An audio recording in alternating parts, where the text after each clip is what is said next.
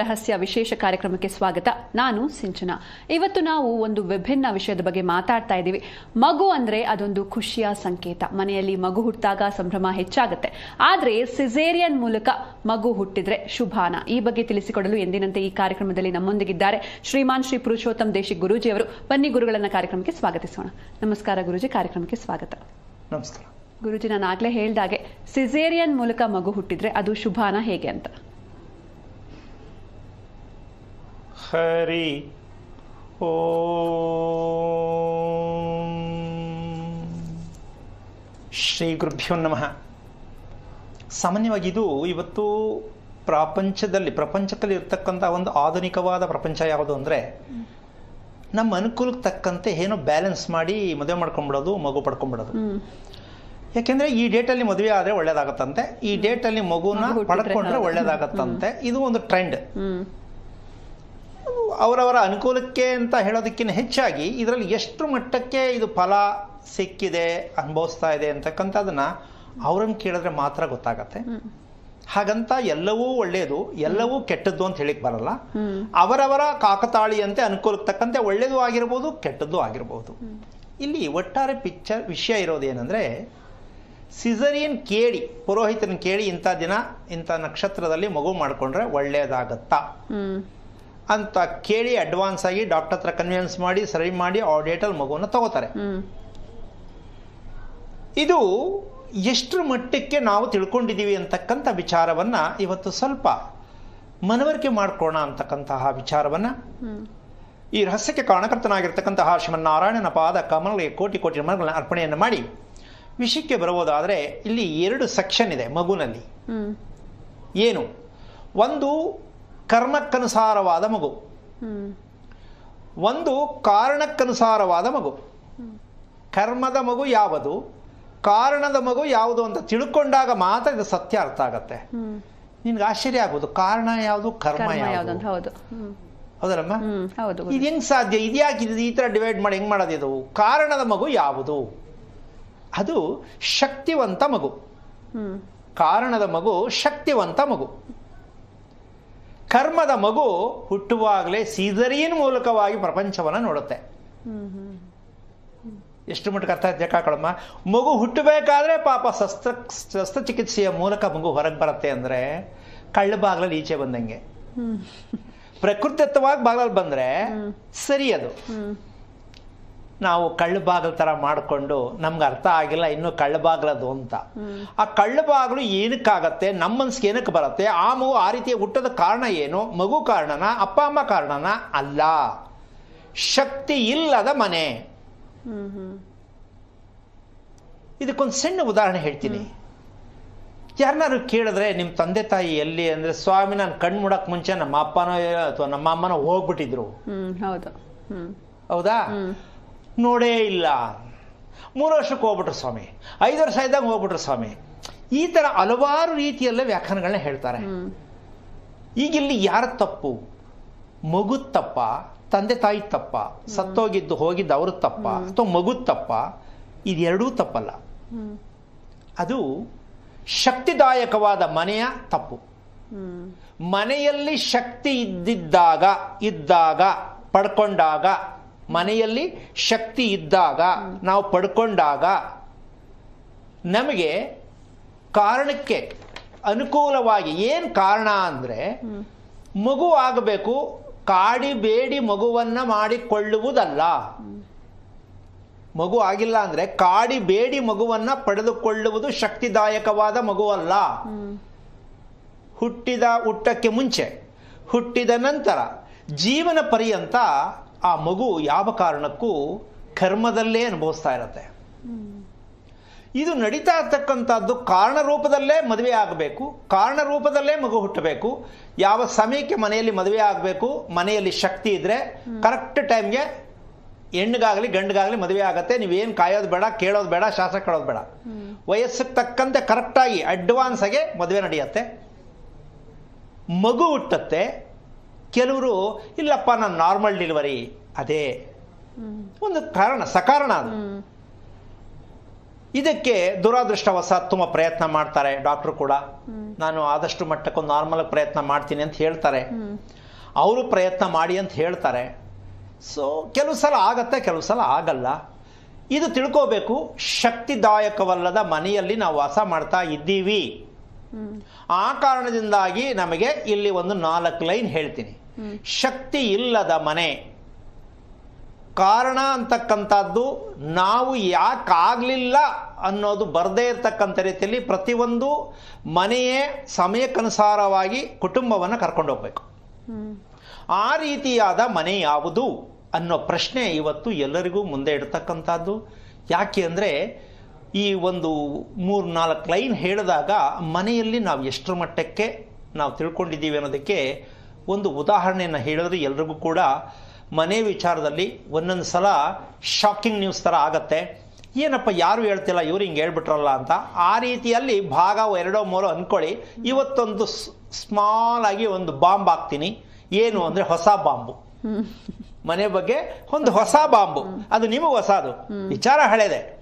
ಅದು ಯಾವುದಪ್ಪ ಬಾಂಬು ಅಂದರೆ, ನಾವು ಮನೆಯನ್ನು ಕಟ್ಟತಕ್ಕಂತಹ ವಿಚಾರದಲ್ಲಿ, ಅಂದರೆ ಕಟ್ಟಡ ಅಂತ ನಾವು ಏನು ಹೇಳ್ತೀವಿ, ಕಟ್ಟಡಕ್ಕೆ ನಿಜವಾದ ಹೆಸರು ಯಾವುದು, ಅಳತೆ ಯಾವುದು ಅಂತಕ್ಕಂಥ ವಿಚಾರನೇ ನಾವಿನ್ನೂ ತಿಳ್ಕೊಂಡಿಲ್ಲ, ತಿಳ್ಕೊಳಕ್ಕಾಗಿಲ್ಲ, ಯಾರು ಹೇಳ್ತಿಲ್ಲ, ಪಂಚಾಂಗದಲ್ಲಿ ಇನ್ನೂ ಪ್ರಿಂಟ್ ಆಗಿಲ್ಲ, ಯಾವುದು ಪುಸ್ತಕದಲ್ಲೂ ಕೂಡ ಈ ವಿಚಾರ ಇಲ್ಲ. ಇವತ್ತು ನಿಮ್ಮ ಮುಂದೆ ಹೇಳ್ತಾ ಇದ್ದೀನಿ. ಇದಕ್ಕೆ ಬೇಕಾದಷ್ಟು ನಿದರ್ಶನಗಳ ಅನುಸಾರವಾಗಿ ಬೇಕಾದಷ್ಟು ನಾವು ಮಾಡಿಸಿರ್ತಕ್ಕಂಥ ಮನೆಗಳಲ್ಲಿ ಇವತ್ತು ಹೇಳ್ತಾ ಇರ್ತಕ್ಕಂಥ ಸತ್ಯ ಇರುತ್ತೆ. ನಮ್ಮ ಮೂಲಕ ಯಾರು ಮನೆಯನ್ನು ಕಟ್ಟಿಸಿದ್ದಾರೆ ಅವರಿಗೆ ಇವತ್ತು ಹೇಳ್ತಕ್ಕಂಥ, ಯಾಕೆಂದ್ರೆ ಇವ್ರು ಹೇಳ್ಬಿಟ್ರೆ ಹೆಂಗೆ ನಂಬ್ಕೊಳ್ಳೋದು ಅಂತ ಕೆಲವರು ಅನುಮಾನ ಬರುತ್ತೆ. ಅದು ಹೆಂಗೆ ಒಪ್ಕೋಬೇಕು ನಾನು? ಈ ಥರದ್ದು ಇದೆ. ನಮ್ಮ ಮೂಲಕ ಮನೆ ಮಾಡಿಸಿದಾಗ ಇದು ಸತ್ಯ ಇರುತ್ತೆ. ಯಾಕೆ ಬೇರೆಯವ್ರ ಬಗ್ಗೆ ನಾನು ಹೇಳೋದು ಬೇಡ. ಇದರ ನಿದರ್ಶನವನ್ನು ಬೇಕಾದ್ರೆ ತಿಳ್ಕೊಬೋದು. ಸಾಕಷ್ಟು ವಿಚಾರಗಳನ್ನ ಅವಾಗ ತೋರಿಸ್ತಾ ಇರ್ತೀನಿ. ಏನಪ್ಪ ಅದು ಅಂದರೆ, ಅದಕ್ಕೆ ಹೆಸರೇನು ಅಂದರೆ ಮನೆಯ ನಿವೇಶನದ ಅಳತೆ. ನಿವೇಶನದ ಅಳತೆ ಒಂದೇ ಆಗಿರಬೇಕು. ಈಗ ನಮ್ಮ ನಿವೇಶನದ ನಾವು ಕಟ್ಟುತ್ತಿರುವ ಮನೆಯ ನಿವೇಶನ ಸ್ವಾಮಿ ಉದ್ದ ಇಷ್ಟು, ಅಗಲ ಇಷ್ಟು, ಇದು ಇಲ್ಲ. ಪ್ರಪಂಚದ ಇತಿಹಾಸದಲ್ಲಿ ಉದ್ದ ಇಷ್ಟು, ಅಗಲ ಇಷ್ಟು, ಇದು ಮನೆ ಅಲ್ಲ. ಅಮ್ಮ, ಈ ವರದಿ ಇವತ್ತಿಂದಲ್ಲ, ಇದು ಈ ಕ್ಯಾನ್ಸರ್ ರೋಗ ಬಂದಿರೋದು ಇವತ್ತಿಂದಲ್ಲ. ಎಷ್ಟು ಸಾವಿರಾರು ವರ್ಷಗಳಿಂದ ಈ ಕ್ಯಾನ್ಸರ್ ರೋಗನ ಅದು ಯಾವನ್ ಪ್ರಿಂಟ್ ಮಾಡಿ ಇಟ್ಬಿಟ್ನೋ ಗೊತ್ತಿಲ್ಲ. ಯಾವುದ್ರಲ್ಲಿ ಆಗಲಿ ಉದ್ದ ತುಂಡ ಹೆಚ್ಚು ಕಮ್ಮಿ ಬೇಕೆ ನಮ್ಮ ಮನುಷ್ಯನಿಗೆ? ಬೇಡ ಗುರುಜಿ. ಪ್ರಶ್ನೆ ತಾನೇ ಇದು. ಹೌದು, ನಾವೇ ಹಾಕೋತಾ ಇದ್ದೀವಿ. ಮತ್ತೆ ಮನೆ ಅಳತೆ ಹೇಗಿರಬೇಕು ಅನ್ನೋ ಸತ್ಯವನ್ನ ಇವತ್ತು ನಿಮ್ಮ ಮುಂದೆ ಹೇಳ್ತೇನೆ. ಅಳತೆ ಅನ್ನೋದು ಒಂದಾಗಬೇಕು.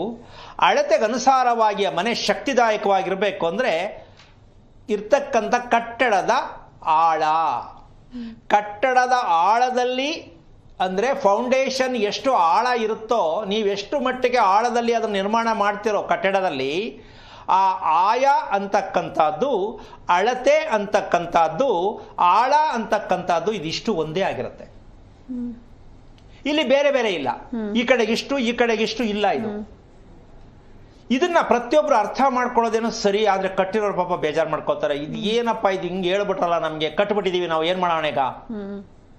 ಕಟ್ಸಿರೋರು, ಕಟ್ಟಿಸ್ತಾ ಇರೋರು ಎಲ್ರಿಗೂ ಸ್ವಲ್ಪ ಸಮಸ್ಯೆ ಆಗತ್ತೆ. ಆದ್ರೆ ಇದನ್ನ ಏನೋ ಅನ್ಕೊಂಡು ತಿಳ್ಕೊಳ್ಳೋದಲ್ಲ. ಸ್ವಲ್ಪ ನಿರೀಕ್ಷೆಯಲ್ಲಿ ಎಚ್ಚರಿಕೆಯಿಂದ ಹೆಜ್ಜೆ ಇಡೋದಕ್ಕೆ ಪ್ರಯತ್ನ ಮಾಡಿ. ಮದುವೆ ಆಗೋಗ್ಬಿಟ್ಟವರಲ್ಲ ಅಂದರೆ ಮುಂದೆ ನೀವು ಇನ್ನೂ ಮದುವೆ ಮಾಡೋದು ಬೇರೆಯವ್ರು ನಿಮ್ಮ ಮಕ್ಕಳಿಗಿರುತ್ತೆ, ಆವಾಗಾರ ಎಚ್ಚರಿಕೆ ತಗೊಳ್ಳಿ. ನೀವು ಮನೆ ಕಟ್ಟಿಬಿಟ್ಟಿದ್ರೆ ಅದರಿಂದ ಪರಿವರ್ತನೆ ಆಗಬೇಕು ಅನ್ನೋ ಮನಸ್ಸಾರ ನಿಮ್ಗೆ ಅರ್ಥ ಆಗಲಿ ಅನ್ನೋದಕ್ಕೆ ಇವಾಗ ನಾನು ಇದನ್ನು ಹೇಳಬೇಕಾಗತ್ತೆ, ಹೇಳ್ತಾ ಇದ್ದೀನಿ.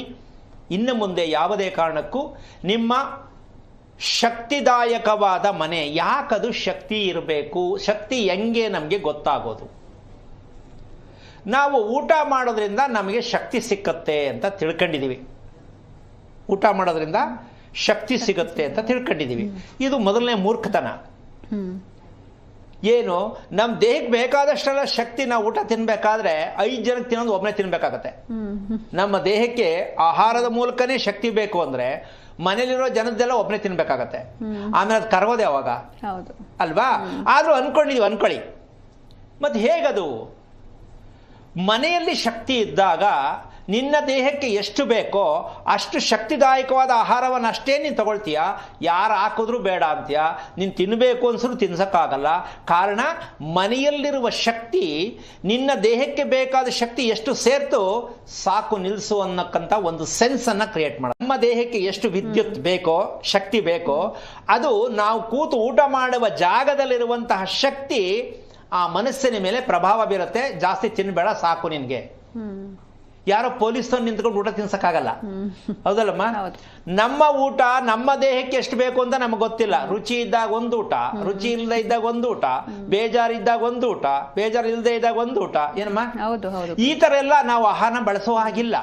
ಯಾಕೆ ಅಂದ್ರೆ ಪೆಟ್ರೋಲ್ಗೆ ಗಾಡಿಗೆ ಪೆಟ್ರೋಲೇ ಹಾಕಿಸ್ಬೇಕು, ಅರ್ಜೆಂಟ್ ಅಂತ ಡೀಸೆಲ್ ಹಾಕಕ್ಕಾಗಲ್ಲ, ಹೌದಾ? ಮಿಷನರಿಗೆನೆ ನಾವು ಇಷ್ಟು ಕಂಡೀಷನ್ ಹಾಕಿರೋ ಜನ ದುಡ್ಡು ಕೊಟ್ಟು ನಾವು ಕೊಂಡ್ಕೊಳ್ಳೋದ್ರಲ್ಲಿ ನಮ್ಮ ದೇಹಕ್ಕೆ ಎಷ್ಟು ಪ್ರಮಾಣ ಇರಬೇಕು ನೀರು ಆಹಾರ ಅಂತಕ್ಕಂಥದ್ದೇ ನಮ್ಗೆ ಗೊತ್ತಿಲ್ಲ ಅಂದರೆ ನಮ್ಮ ಬದುಕು ಎಷ್ಟರ ಮಟ್ಟಿಗೆ? ಇದೇ ಕರ್ಮದ ಶರೀರ. ಎಷ್ಟೋ ಜನ ನೀರು ಕುಡಿಯೋಕೆ ಜ್ಞಾಪಕ ಇಲ್ಲ ಸ್ವಾಮಿ, ಬಾಟ್ಲು ಮುಂದೆನೇ ಇರ್ತದೆ, ನೀರೇ ಕುಡಿಯೋಕೆ ಜ್ಞಾಪಕ ಬರಲ್ಲ. ಬಾಕ್ಸಲ್ಲಿ ಊಟ ಇರುತ್ತೆ, ಮರ್ತುಬಿಟ್ಟು ಮನೆಗೆ ವಾಪಸ್ ತಗೋಗ್ತೀನಿ, ಎಲ್ಲ ನನ್ನ ಫ್ರೆಂಡ್ ತಿನ್ಕೋತಾರೆ. ಈ ಥರದ್ದೆಲ್ಲ ಅವಿವೇಕತನ ಏನಕ್ಕಾಗತ್ತೆ ಅಂದರೆ ಸ್ಥಳದಲ್ಲಿರ್ತಕ್ಕಂಥ ಕರೆಂಟ್ ಶಕ್ತಿ, ಇದು ದೇಹಕ್ಕೂ ಮನೆಯಲ್ಲಿರ್ತಕ್ಕಂತಹ ಆ ಶಕ್ತಿಗೂ, ಅಂದರೆ ನಮ್ಮ ದೇಹದ ಶಕ್ತಿಗೂ ಮನೆಯಲ್ಲಿರುವ ಶಕ್ತಿಗೂ ಹೊಂದಾಣಿಕೆ ಆದಾಗ ನೀವು ಯಾವ ಕಾರಣಕ್ಕೂ ಪರದಾಡ್ತಕ್ಕಂಥ ವಿಚಾರ ಇಲ್ಲ. ಇದಕ್ಕೆ ಸಣ್ಣ ಉದಾಹರಣೆ ಏನಂದ್ರೆ, ಮಗು ಹುಟ್ಟಿದಾಗ ದುರಂತ ನಡೀತು ಅಥವಾ ಒಳ್ಳೇದಾಯ್ತು, ಎರಡೂ ಇದೆ. ಈ ದುರಂತ ಯಾಕೆ ನಡೀತು, ಯಾರ ಮೇಲೆ ಹಾಕೋದು ಅಂತಕ್ಕಂತಹ ಒಂದು ವಿಷಯಕ್ಕೆ ಹೋದ್ರೆ, ಒಂದು ಮೊದಲನೇದಾಗಿ ಗೊತ್ತಿದ್ದು ಗೊತ್ತಿಲ್ಲದೆಯೋ ಮಾಡಿರುವಂಥ ಅಪರಾಧಗಳಿಗೆ, ಗೊತ್ತಿದ್ದು ಗೊತ್ತಿಲ್ಲದೆಯೋ ಮಾಡಿರ್ತಕ್ಕಂಥ ಎಷ್ಟೋ ತಪ್ಪುಗಳು ಮಾಡ್ಬಿಡ್ತೀವಿ ಗೊತ್ತಿಲ್ಲದೆ. ಈ ತರ ಅಪರಾಧಗಳಿಗೆ ಶಿಕ್ಷೆ ಯಾವುದು ಅಂದ್ರೆ, ನಿಮ್ಮ ಹೊಟ್ಟೆಯಲ್ಲಿ ಹುಟ್ಟುವ ಮೊದಲನೆಯ ಸಂತಾನವೇ ನಿಮ್ಮ ಕರ್ಮಗಳ ಸುರಿಮಳೆ. ಗೊತ್ತಿಲ್ಲದೆ ಮಾಡಿರುವ ಕರ್ಮಕ್ಕೆ ನಿಮ್ಮ ಹೊಟ್ಟೆಯಲ್ಲಿ ಹುಟ್ಟಿರುವ ಸಂತಾನ, ಹೆಣ್ಣಾಗ್ಲಿ ಗಂಡಾಗ್ಲಿ, ಅದು ತಗೊಂಡು ಬರುತ್ತೆ ನಿಮ್ಮ ಪೂರ್ಣವಾದ ಅಪರಾಧವನ್ನ ಆ ಮಗು ತಗೊಂಡಿರುತ್ತೆ. ಅಂದ್ರೆ ಸಂತಾನದ ಮೇಲೆ ಪರಿಣಾಮ ಬೀರುತ್ತೆ. ನಂಬರ್ 2, ಇದನ್ನ ದಯವಿಟ್ಟು ಪ್ರತಿಯೊಬ್ರು ಅರ್ಥ ಮಾಡಿಕೊಂಡು, ಇದರಲ್ಲಿ ಯಾವುದು ನಮ್ಮ ಲೈಫಲ್ಲಿ ಸಮಸ್ಯೆ ಅಂತ ದಯವಿಟ್ಟು ವಾಟ್ಸಪ್ ಕಳಿಸಿ, ನಿಮಗೆ ಮಾಹಿತಿ ತೋರಿಸ್ಕೊಡ್ತೀನಿ ನಾನು, ಎಷ್ಟು ಮ್ಯಾಜಿಕ್ ಇರುತ್ತೆ ಅಂತ. ಒಂದು, ಸಂತಾನದ ಮೂಲಕ ನಮಗೆ ತೊಂದರೆ ಆಗಿದೆ, ಆಗ್ತಾ ಇದೆ ಅಂತಕ್ಕಂಥದ್ದು ಒಂದು. ಎರಡನೇದು, ಮದುವೆ ಆಗಬೇಕಾದ ಸಂದರ್ಭದಲ್ಲಿ ಹೋರಾಟ ಮಾಡಿ ಮದುವೆ ಆಗೋದಕ್ಕೆ ಜಗಳ, ಮದುವೆಯ ನಂತರ ಜಗಳ, ಮದುವೆ ಆಗೋದಕ್ಕೆ ಜಗಳ, ಮದುವೆಯ ನಂತರ ಜಗಳ. ಇದು ಪಾರ್ಟ್ ನಂಬರ್ 2. ಏನು ಅಂದ್ರೆ, ಇಲ್ಲ ಕಿರಿಕ್ ಮಾಡೋ ಹೆಂಡತಿ, ಇಲ್ಲ ಕಿರಿಕ್ ಮಾಡೋ ಗಂಡ. ಇದು ಪಾರ್ಟ್ 2. ಇನ್ ಪಾರ್ಟ್ 3 ಬರೋಣ. ಈ ಮೂರನೇದು ಯಾವುದು? ಯಾಕೆಂದ್ರೆ ಇವೆಲ್ಲ ಈ ಸ್ಕೀಮ್ಗಳು ಕುಟುಂಬದಲ್ಲಿ ಇರುತ್ತೆ. ಆದ್ರೆ ನಾವೆಲ್ಲ ದೇವ್ರ ಮೇಲೆ ಹಾಕ್ಬಿಟ್ಟು ಸೋಮಾರಿಗಳನ್ನ ಕೈಕಟ್ಟೆ ಕೊಟ್ಕೊಂಡು ನಮ್ಮ ದೇವ್ರು ಯಾಕೆ ಹಿಂಗ್ ಮಾಡ್ದ ಅಂತೀರಿ. ಅಲ್ಲ, ದೇವ್ರು ಮಾಡೇ ಇಲ್ಲ, ಮಾಡೋದೂ ಇಲ್ಲ, ದೇವ್ರ ಶಿಕ್ಷೆ ಕೊಡೋದೇ ಇಲ್ಲ. ನೀವು ಕಟ್ಟಿರುವ ಕಟ್ಟಡ ನಿಮಗೆ ಶಿಕ್ಷೆ ಕೊಡುತ್ತೆ, ಅಪರಾಧಿ ಸ್ಥಾನದಲ್ಲಿ ನಿಲ್ಸತ್ತೆ, ಜೈಲಲ್ಲೂ ನಿಲ್ಸತ್ತೆ. ಎಲ್ಲಿ ನಿಲ್ಸುತ್ತೆ? ಜೈಲಲ್ಲೂ ನಿಲ್ಸತ್ತೆ. ಒಂದ್ ದಿನ ಆಗ್ಲಿ ಯೂನಿಫಾರ್ಮ್ ಹಾಕೊಂಡು ಈಚೆ ಬಾಡ್ನ, ಇದು ಮನೇನೆ, ಅಯ್ಯೋ ನಾನು ಗೊತ್ತಿಲ್ಲ ಮಾಡ್ಬಿಟ್ಟೆ, ದಯವಿಟ್ಟು ಕ್ಷಮಿಸಿ, ಅದೆಲ್ಲ ನಡೆಯಲ್ಲ, ನಡಿ ಒಳಗಡೆ ಅಷ್ಟೇ. ಹಾಗೆ ಈ ಮದುವೆ ಅಂತಕ್ಕಂಥ ವಿಚಾರದವರು ಈ ರೀತಿ ಆದ ಮೇಲೆ ಇನ್ನೊಂದು ಸ್ಕೀಮು ಏನು ಅಂದ್ರೆ, ಬುದ್ಧಿ ಖರ್ಚು ಮಾಡಿ ನಾನು ಈ ಬಿಸ್ನೆಸ್ ಮಾಡಿದ್ರಂಗೆ, ನಾನು ಈ ಬಿಸ್ನೆಸ್ ಮಾಡಿದ್ರಂಗೆ, ನಾನು ಗೌರ್ಮೆಂಟ್ ಕೆಲಸಕ್ಕೆ ಹೋಗ್ಲಾ, ನಾನು ಬಿಸ್ನೆಸ್ ಮಾಡ್ಲಾ ಅಂತಕ್ಕಂಥದ್ದು ಇನ್ನೊಂದು ಸ್ಕೀಮು. ಇದಾದ ಮೇಲೆ ಇನ್ನೊಂದು ಸ್ಕೀಮ್ ಬರುತ್ತೆ. ಇದೆಲ್ಲ ಲೆಕ್ಕಾಚಾರ ಹಾಕೊಂಡು ನಾನು ಎಲ್ಲ ಮಾಡಿದೆ, ಏನು ಮಾಡಕ್ ಆಗ್ಲಿಲ್ಲ, ಈಗ ಜ್ಯೋತಿಷಿಗಳ ಹತ್ರ ಹೋಗೋಣ ಅಂತ. ಹೌದು, ಜ್ಯೋತಿಷಿಗಳ ಹತ್ರ ಹೋಗ್ಬಿಟ್ಟು ಅರಕೆ ಕಟ್ಕೊಳಕ್ ದೇವ್ರ ಹತ್ರ ಹೋಗೋಣ, ಶಾಸ್ತ್ರ ಕೇಳಕ್ ಜ್ಯೋತಿಷಿಗಳ ಹತ್ರ ಹೋಗೋಣ. ನಾನು ಏನೋ ಮಾಡಿದೆ, ಏನು ಪ್ರಯೋಜನ ಆಗಲ್ಲ, ಮುಂದೇನು ಮಾಡೋದು ಹೇಳಿ ನನ್ನ ಕೈಲಿ ಎಲ್ಲ ಕೈಯೆಲ್ಲ ಬಿಟ್ಬಿಟ್ಟಿದ್ದೀನಿ, ನನ್ನ ಕೈಲಿ ಆಗ್ತಾ ಇಲ್ಲ ಅಂತ ಜ್ಯೋತಿಷಿಗಳ ಮರೆ ಹೋಗ್ತಕ್ಕಂಥದ್ದು ಈ ರೀತಿಯಾದ ಒಂದು ಭಾಗ ಬಂತು. ಇದು ಕೊನೆ ಭಾಗ. ಇದು ಅದೃಷ್ಟದ್ದು ದುರಾದೃಷ್ಟದ್ದು ಅಂತ ನೀವೇ ಡಿಸೈಡ್ ಮಾಡಿ. ಇದು ಕೊನೆ ಭಾಗ. ಏನು ಅಂದ್ರೆ, ಸತಪ್ರಯತ್ನ ಪ್ರತಿದಿನವೂ ಕೂಡ ಮಗುಗೋಸ್ಕರನೋ, ಹೆಂಡತಿಗೋಸ್ಕರನೋ, ಗಂಡನಿಗೋಸ್ಕರನೋ, ಇನ್ನೊಬ್ರಿಗೋಸ್ಕರನೋ ಸದಾ ನರ್ಸಿಂಗ್ ಹೋಮ್ ಬಾಗಿಲು ತಟ್ಟೋದು. ಬೆಳಿಗ್ಗೆ ಆಯ್ತು ಅಂದ್ರೆ, ಮಧ್ಯಾಹ್ನ ಆಯ್ತು ಅಂದ್ರೆ, ಈಗ ತಾನೇ ಬಂದೆ, ಪಕ್ಕದ ಮನೆಯವ್ರು ಕರ್ಕೊಂಡೋದ್ರು ಸ್ವಾಮಿ, ಹೋಗಿ ಬಂದೆ, ಈಗ ತಾನೇ ಬಂದೆ, ದೊಡ್ಡ ಮಗನ್ ಹಿಂಗಾಯ್ತು, ಚಿಕ್ಕ ಮಗಿಗೆ ಹಿಂಗಾಯ್ತು. ಈ ನರ್ಸಿಂಗ್ ಹೋಮ್ ಸದಾ ಬಾಗಿಲು ತಟ್ತಾ ಇರ್ತಕ್ಕಂಥ ಕುಟುಂಬ. ಯಾಕ್ರಿ ಬೇಕು ಈ ಅನ್ಯಾಯ? ಇಷ್ಟು ಪಾರ್ಟ್ ಅಲ್ಲಿ ನಾನು ಎಷ್ಟು ಹೇಳಿದ್ದೀನಿ ಲೈನು, ಆ ಲೈನಲ್ಲಿ ನಿಮ್ಮದು ಯಾವುದಾಗಿದೆ ಅಂತ ದಯವಿಟ್ಟು ತಿಳಿಸಿದ್ರೆ ನಾನು ನಿಮಗೆ ಕಾರಣ ತೋರಿಸ್ಕೊಡೋದಕ್ಕೆ ಪ್ರಯತ್ನ ಮಾಡ್ತೀನಿ ಅಲ್ವನಮ್ಮ. ಹೌದು ಗುರೂಜಿ. ಇಷ್ಟು ಲೈನಲ್ಲಿ ನಿಮ್ದು ಯಾವ್ದಾದ್ರಲ್ಲಿ ಅನ್ನೋ ಪಾರ್ಟ್ನ ತೋರಿಸಿದ್ರೆ ಆ ಪಾರ್ಟ್ಗೆ ಏನು ಅಂತ ತಿಳ್ಕೊಳ್ತಕ್ಕಂಥ ಒಂದು ವಿಚಾರ. ಇದಕ್ಕೆ ಈ ಲೈನಲ್ಲಿ ಇರ್ತಕ್ಕಂಥದ್ದು ಒಂದೆರಡು ಮೂರು ಟಿಪ್ಸ್ ಹೇಳ್ಬಿಡ್ತೀನಿ. ನಂಬರ್ 1, ಆರಿದ್ರಾ ನಕ್ಷತ್ರದಲ್ಲಿ ಮಗು ಹುಟ್ಟಿದಾಗ ನಿಮ್ಮ ಕತೆ ಅಯೋಮಯ ಅಂತ ಹೆದರ್ಕೊಳ್ಳೋದಲ್ಲ, ತಿಳ್ಕೊಳ್ಳಿ. ಆರಿದ್ರಾ ನಕ್ಷತ್ರದ ಮಗು ಹುಟ್ಟಿತೋ, ಭರಣಿ ನಕ್ಷತ್ರದ ಮಗು ಹುಟ್ಟಿತೋ, ಆಶ್ಲೇಷ ನಕ್ಷತ್ರದ ಮಗು ಹುಟ್ಟಿತೋ, ಸ್ವಾತಿ ನಕ್ಷತ್ರದ ಮಗು ಹುಟ್ಟಿತೋ, ಶತಭಿಷ ನಕ್ಷತ್ರದ ಮಗು ಹುಟ್ಟಿತೋ, ಇಷ್ಟು ನಕ್ಷತ್ರದಲ್ಲಿ ಇರುವಂಥ ಮಕ್ಕಳು ನಿಮ್ಮ ಮನೆಯಲ್ಲಿ ಇದ್ದ ಪಕ್ಷದಲ್ಲಿ ಸೊಸೆ ಇರ್ಬೋದು, ಅಳಿಯ ಇರ್ಬೋದು, ಮಗ ಇರ್ಬೋದು, ಮೊಮ್ಮಗ ಇರ್ಬೋದು, ಮೊಮ್ಮಗಳಿರ್ಬೋದು, ನಿಮ್ಮ ಕುಟುಂಬದಲ್ಲಿ ಈ ರೀತಿ ಅಡ್ರೆಸ್ ಇರ್ತಕ್ಕಂಥ ಒಂದು ನಕ್ಷತ್ರ ಇದ್ದರೆ ನಿಮ್ಮ ಕುಟುಂಬದ ಕತೆ ಯಾವ ಮಟ್ಟಕ್ಕೆ ತಗೊಂಡೋಗಿರುತ್ತೆ ಅಂತ ನೀವೇ ಸ್ಕೆಚ್ ಹಾಕೊಳ್ಳಿ. ಯಾರ ಹತ್ರನೂ ಕೇಳ್ಬಿಡಿ ದಯವಿಟ್ಟು, ಯಾರು ಹೇಳಕ್ಕಾಗಲ್ಲ, ನೀವೇ ಸ್ಕೆಚ್ ಹಾಕೊಳ್ಳಿ. ಈ ಮಗು ಹುಟ್ಟದ್ಮೇಲೆ ಮನೆ ಏನಾಯ್ತು ಅಂದ್ರೆ ಮಗು ತಪ್ಪಲ್ಲ, ನಿಮ್ಮದು ತಪ್ಪಲ್ಲ, ನೀವು ಕಟ್ಟಿರುವ ಮನೆಯ ತಪ್ಪು. ಹೌದು ಗುರುಜಿ, ನಿಮ್ಮ ಮನೆ ಶಕ್ತಿ ಇಲ್ಲ ಅಂತ ತಿಳ್ಕೊಳ್ಳಿ. ಖಂಡಿತ ಗುರುಜಿ. ಈ ಬಗ್ಗೆ ಮಾತಾಡೋಣ. ಒಬ್ರು ಕಾಲರ್ ಇದ್ದಾರೆ ಬೆಂಗಳೂರಿಂದ, ಗಂಗಮ್ಮ ಅಂತ. ನಮಸ್ತೆ ಮಾ. ನಮಸ್ತೆ ಮೇಡಮ್. ನಮಸ್ತೆ. ಯಾರ ಬಗ್ಗೆ ಕೇಳ್ಬೇಕಿತ್ತು? ಮಗನ್ ಬಗ್ಗೆ ಕೇಳ್ಬೇಕಿತ್ತು. ಅವ್ರ ನಕ್ಷತ್ರ ಹೇಳಿ ಮಾ. ಆಶ್ಲೇಷ ನಕ್ಷತ್ರ. ಓಕೆ, ಗುರೂಜಿ ಇದ್ದಾರೆ, ಮಾತನಾಡಿ ಮಾ. ಹಲೋ, ನಮಸ್ತೆ ಗುರುಜಿ. ನಾರಾಯಣ. ಯಾರು ಇದು ಆಶ್ಲೇಷ? ಮಗಂದು ಎಷ್ಟು ವಯಸ್ಸು? 17 ವರ್ಷ. ಏನ್ ಮಾಡ್ತಿದ್ದಾನೆ? PUC ಓದ್ತಾ ಇದ್ದಾನೆ. ಏನು ಆಗ್ಬೇಕಿತ್ತು ಅವನ ಬಗ್ಗೆ? ಆರೋಗ್ಯದ ಬಗ್ಗೆ ಕೇಳ್ಬೇಕಿತ್ತು. ನಿಮ್ಗೆ ಈ ಮಗು ಹುಟ್ಟಿದಾಗ ತಿಳ್ಕೋಬೇಕು ಅಂತ ಗೊತ್ತಿರ್ಲಿಲ್ವಾ? ಗೊತ್ತಿತ್ತು, ಕೇಳಿದ್ವಿ, ಯಾರು ಸರಿಯಾಗಿ ಹೇಳಿಲ್ಲ. ಅಲ್ಲಿ ಪೂಜೆ ಮಾಡಿಸ್ಬೇಕು, ಅಶ್ಲೇಷ ಪೂಜೆ, ಸರ್ಪ ಪೂಜೆ ಅಂತ ಹೇಳೋದೆಲ್ಲ ಮಾಡಿಸ್ಕೋ ಗುರುಜಿ. ಎಲ್ಲ ಮಾಡಿಸಿದ್ರಾ? ಹ್ಞೂ ಗುರುಜಿ. ಓಕೆ. ಈಗ ತುಂಬಾ ಜಾಸ್ತಿ ಕೊರತೆ ಅವನಲ್ಲಿ ಏನ್ ಕಾಣಿಸ್ತಾ ಇದೆ ನಿಮ್ಮ ಪ್ರಕಾರ? ಊಟ ಮಾಡೋದ್ರಲ್ಲ, ನಿದ್ದೆ ಮಾಡೋದ್ರಲ್ಲ? ಮೂಗು ಕಟ್ಕೊಳ್ಳುತ್ತೆ. ಮತ್ತೆ ಅವನು ನೇರವಾಗಿ ಮನಿಕೊಳ್ಳಲ್ಲ, ಒಂಥರ ಇದ್ರ ತರ ಮನಿಕೊಳ್ಳ. ಅಂದ್ರೆ ಕುತ್ತಿಗೆ ಭಾಗ ಒಂದು ನಿಮ್ಗೆ ವ್ಯತ್ಯಾಸ ಕಾಣಿಸ್ತಾ ಇದೆಯಲ್ಲ, ಕುತ್ತಿಗೆ ಭಾಗ. ಈಗ ನಿಮ್ಮ ತಂದೆ ಮನೆ ಜಮೀನ್ ಇದೆಯಾ? ನಿಮ್ಮ ತಂದೆ ಮನೆ ಜಮೀನ್ ಇದೆಯಾ? ಇದೆ ಗುರುಜಿ, ಇದೆ. ನಿಮ್ ತಂದೆ ಇದ್ದಾರಾ? ಇಲ್ಲ ಗುರುಜಿ, ನಮ್ಮ ತಂದೆ ತಾಯಿ ಯಾರಿಲ್ಲ. ಫಸ್ಟ್ ಹೋಗಿದ್ದು ಯಾರು? ಫಸ್ಟ್ ತಂದೆ ಗುರುಜಿ. ಎಷ್ಟು ವಯಸ್ಸಿಗೆ ಹೋದ್ರು? ಅವರೊಂದು 50 ವರ್ಷ ಆಗುತ್ತೆ ಗುರುಜಿ. ಬಟ್ ತುಂಬಾ ಬೇಗ ಹೋದ್ರು ಅಂತ ಅನ್ಸಲಿಲ್ವಾ? ಅನ್ಸತ್ತು ಗುರುಜಿ. ಓಕೆ. ಈಗ ಆ ಜಮೀನ್ ಯಾರು ಮಾಡ್ತಾ ಇದಾರೆ? ಈಗ ನಮ್ಮ ಅಣ್ಣಂದಿರು ಮಾಡ್ತಾ ಇದ್ದಾರೆ ಗುರುಜಿ. ಇಲ್ಲಿ ನೋಡಿ, ಇವನಿಗೆ ಹಗಲು ರಾತ್ರಿ, ರಾತ್ರಿ ಹಗಲು, ಈ ತರ ಇವನ್ ಮನಸ್ಸಲ್ಲಿ ಇರ್ತಕ್ಕಂಥ ಒಂದು ವಿಚಾರ. ಅದಕ್ಕಿಂತ ಮುಂಚೆ ನಿಮ್ಮ ಮನೆ ಎಷ್ಟು ವರ್ಷದ್ದು? ಈಗ ರೀಸೆಂಟ್ ಆಗಿ ಒಂದು 12 ವರ್ಷ ಆಗಿದೆ ಗುರುಜಿ ಕಟ್ಟಿ ನಾವು. ಈ 12 ವರ್ಷದಲ್ಲಿ ನಿಮ್ಮ ಮನೆಯಲ್ಲಿ ಜಿರ್ಲೆ, ಹಲ್ಲಿ, ಈ ಎರಡರಲ್ಲಿ ಯಾವುದು ಕಂಡು ಬರುತ್ತೆ ಜಾಸ್ತಿ ನಿಮಗೆ? ಜಿರ್ಲೆ ಮತ್ತೆ ಅಲ್ಲಿ 2 ಜಾಸ್ತಿ ಕಂಡು ಬರುತ್ತೆ ಗುರುಜಿ. ಹಲ್ಲಿ ನೋಡಿದ್ರೆ ನಿಮ್ಗೆ ಭಯ ಆಗತ್ತಲ್ವ? ಇದೇನು ಹಿಂಗಿದೆಯಲ್ಲ ಅಲ್ಲಿ ಇದು ಅಂತ ಭಯ ಆಗಲ್ವಾ? ಭಯ ಆಗುತ್ತೆ ಮೇಡಮ್, ಭಯ ಆಗುತ್ತೆ ಗುರುಜಿ. ಬಸ್ಲು ಮನೆಯಲ್ಲಿ ದಪ್ಪದೊಂದು ಇದೆ, ಆಚೆಗೆ ಬಸ್ಲು ಮನೆಯಲ್ಲಿ. ನೋಡಿ, ಇದು ಎಂತ ಗುಮ್ಮ ಅಂದ್ರೆ ನೀವು ಹೆದರ್ಕೊಂಡ್ಬಿಡ್ತೀರ, ಇಂಥ ಗುಮ್ಮನ್ನ ನಾವು ಮನೇಲಿ ಸಾಕ್ತಾ ಇದ್ದೀವ ಅಂತ. ಅಂದ್ರೆ ಹಲ್ಲಿ ಇದು ನಾವ್ಯಾಕೆ ಹಲ್ಲಿಗೆ ಹೆದರ್ಕೋಬೇಕು? ಸಾಮಾನ್ಯವಾಗಿ ಆರ್ಬಿಡ್ತಾರೆ ಕೆಲವರು ಹಲ್ಲಿ ನೋಡ್ಬಿಟ್ರೆ. ಜಿರ್ಲೆ ನೋಡಿದ್ರೆ ಆರ್ಬಿಡ್ತಾರೆ.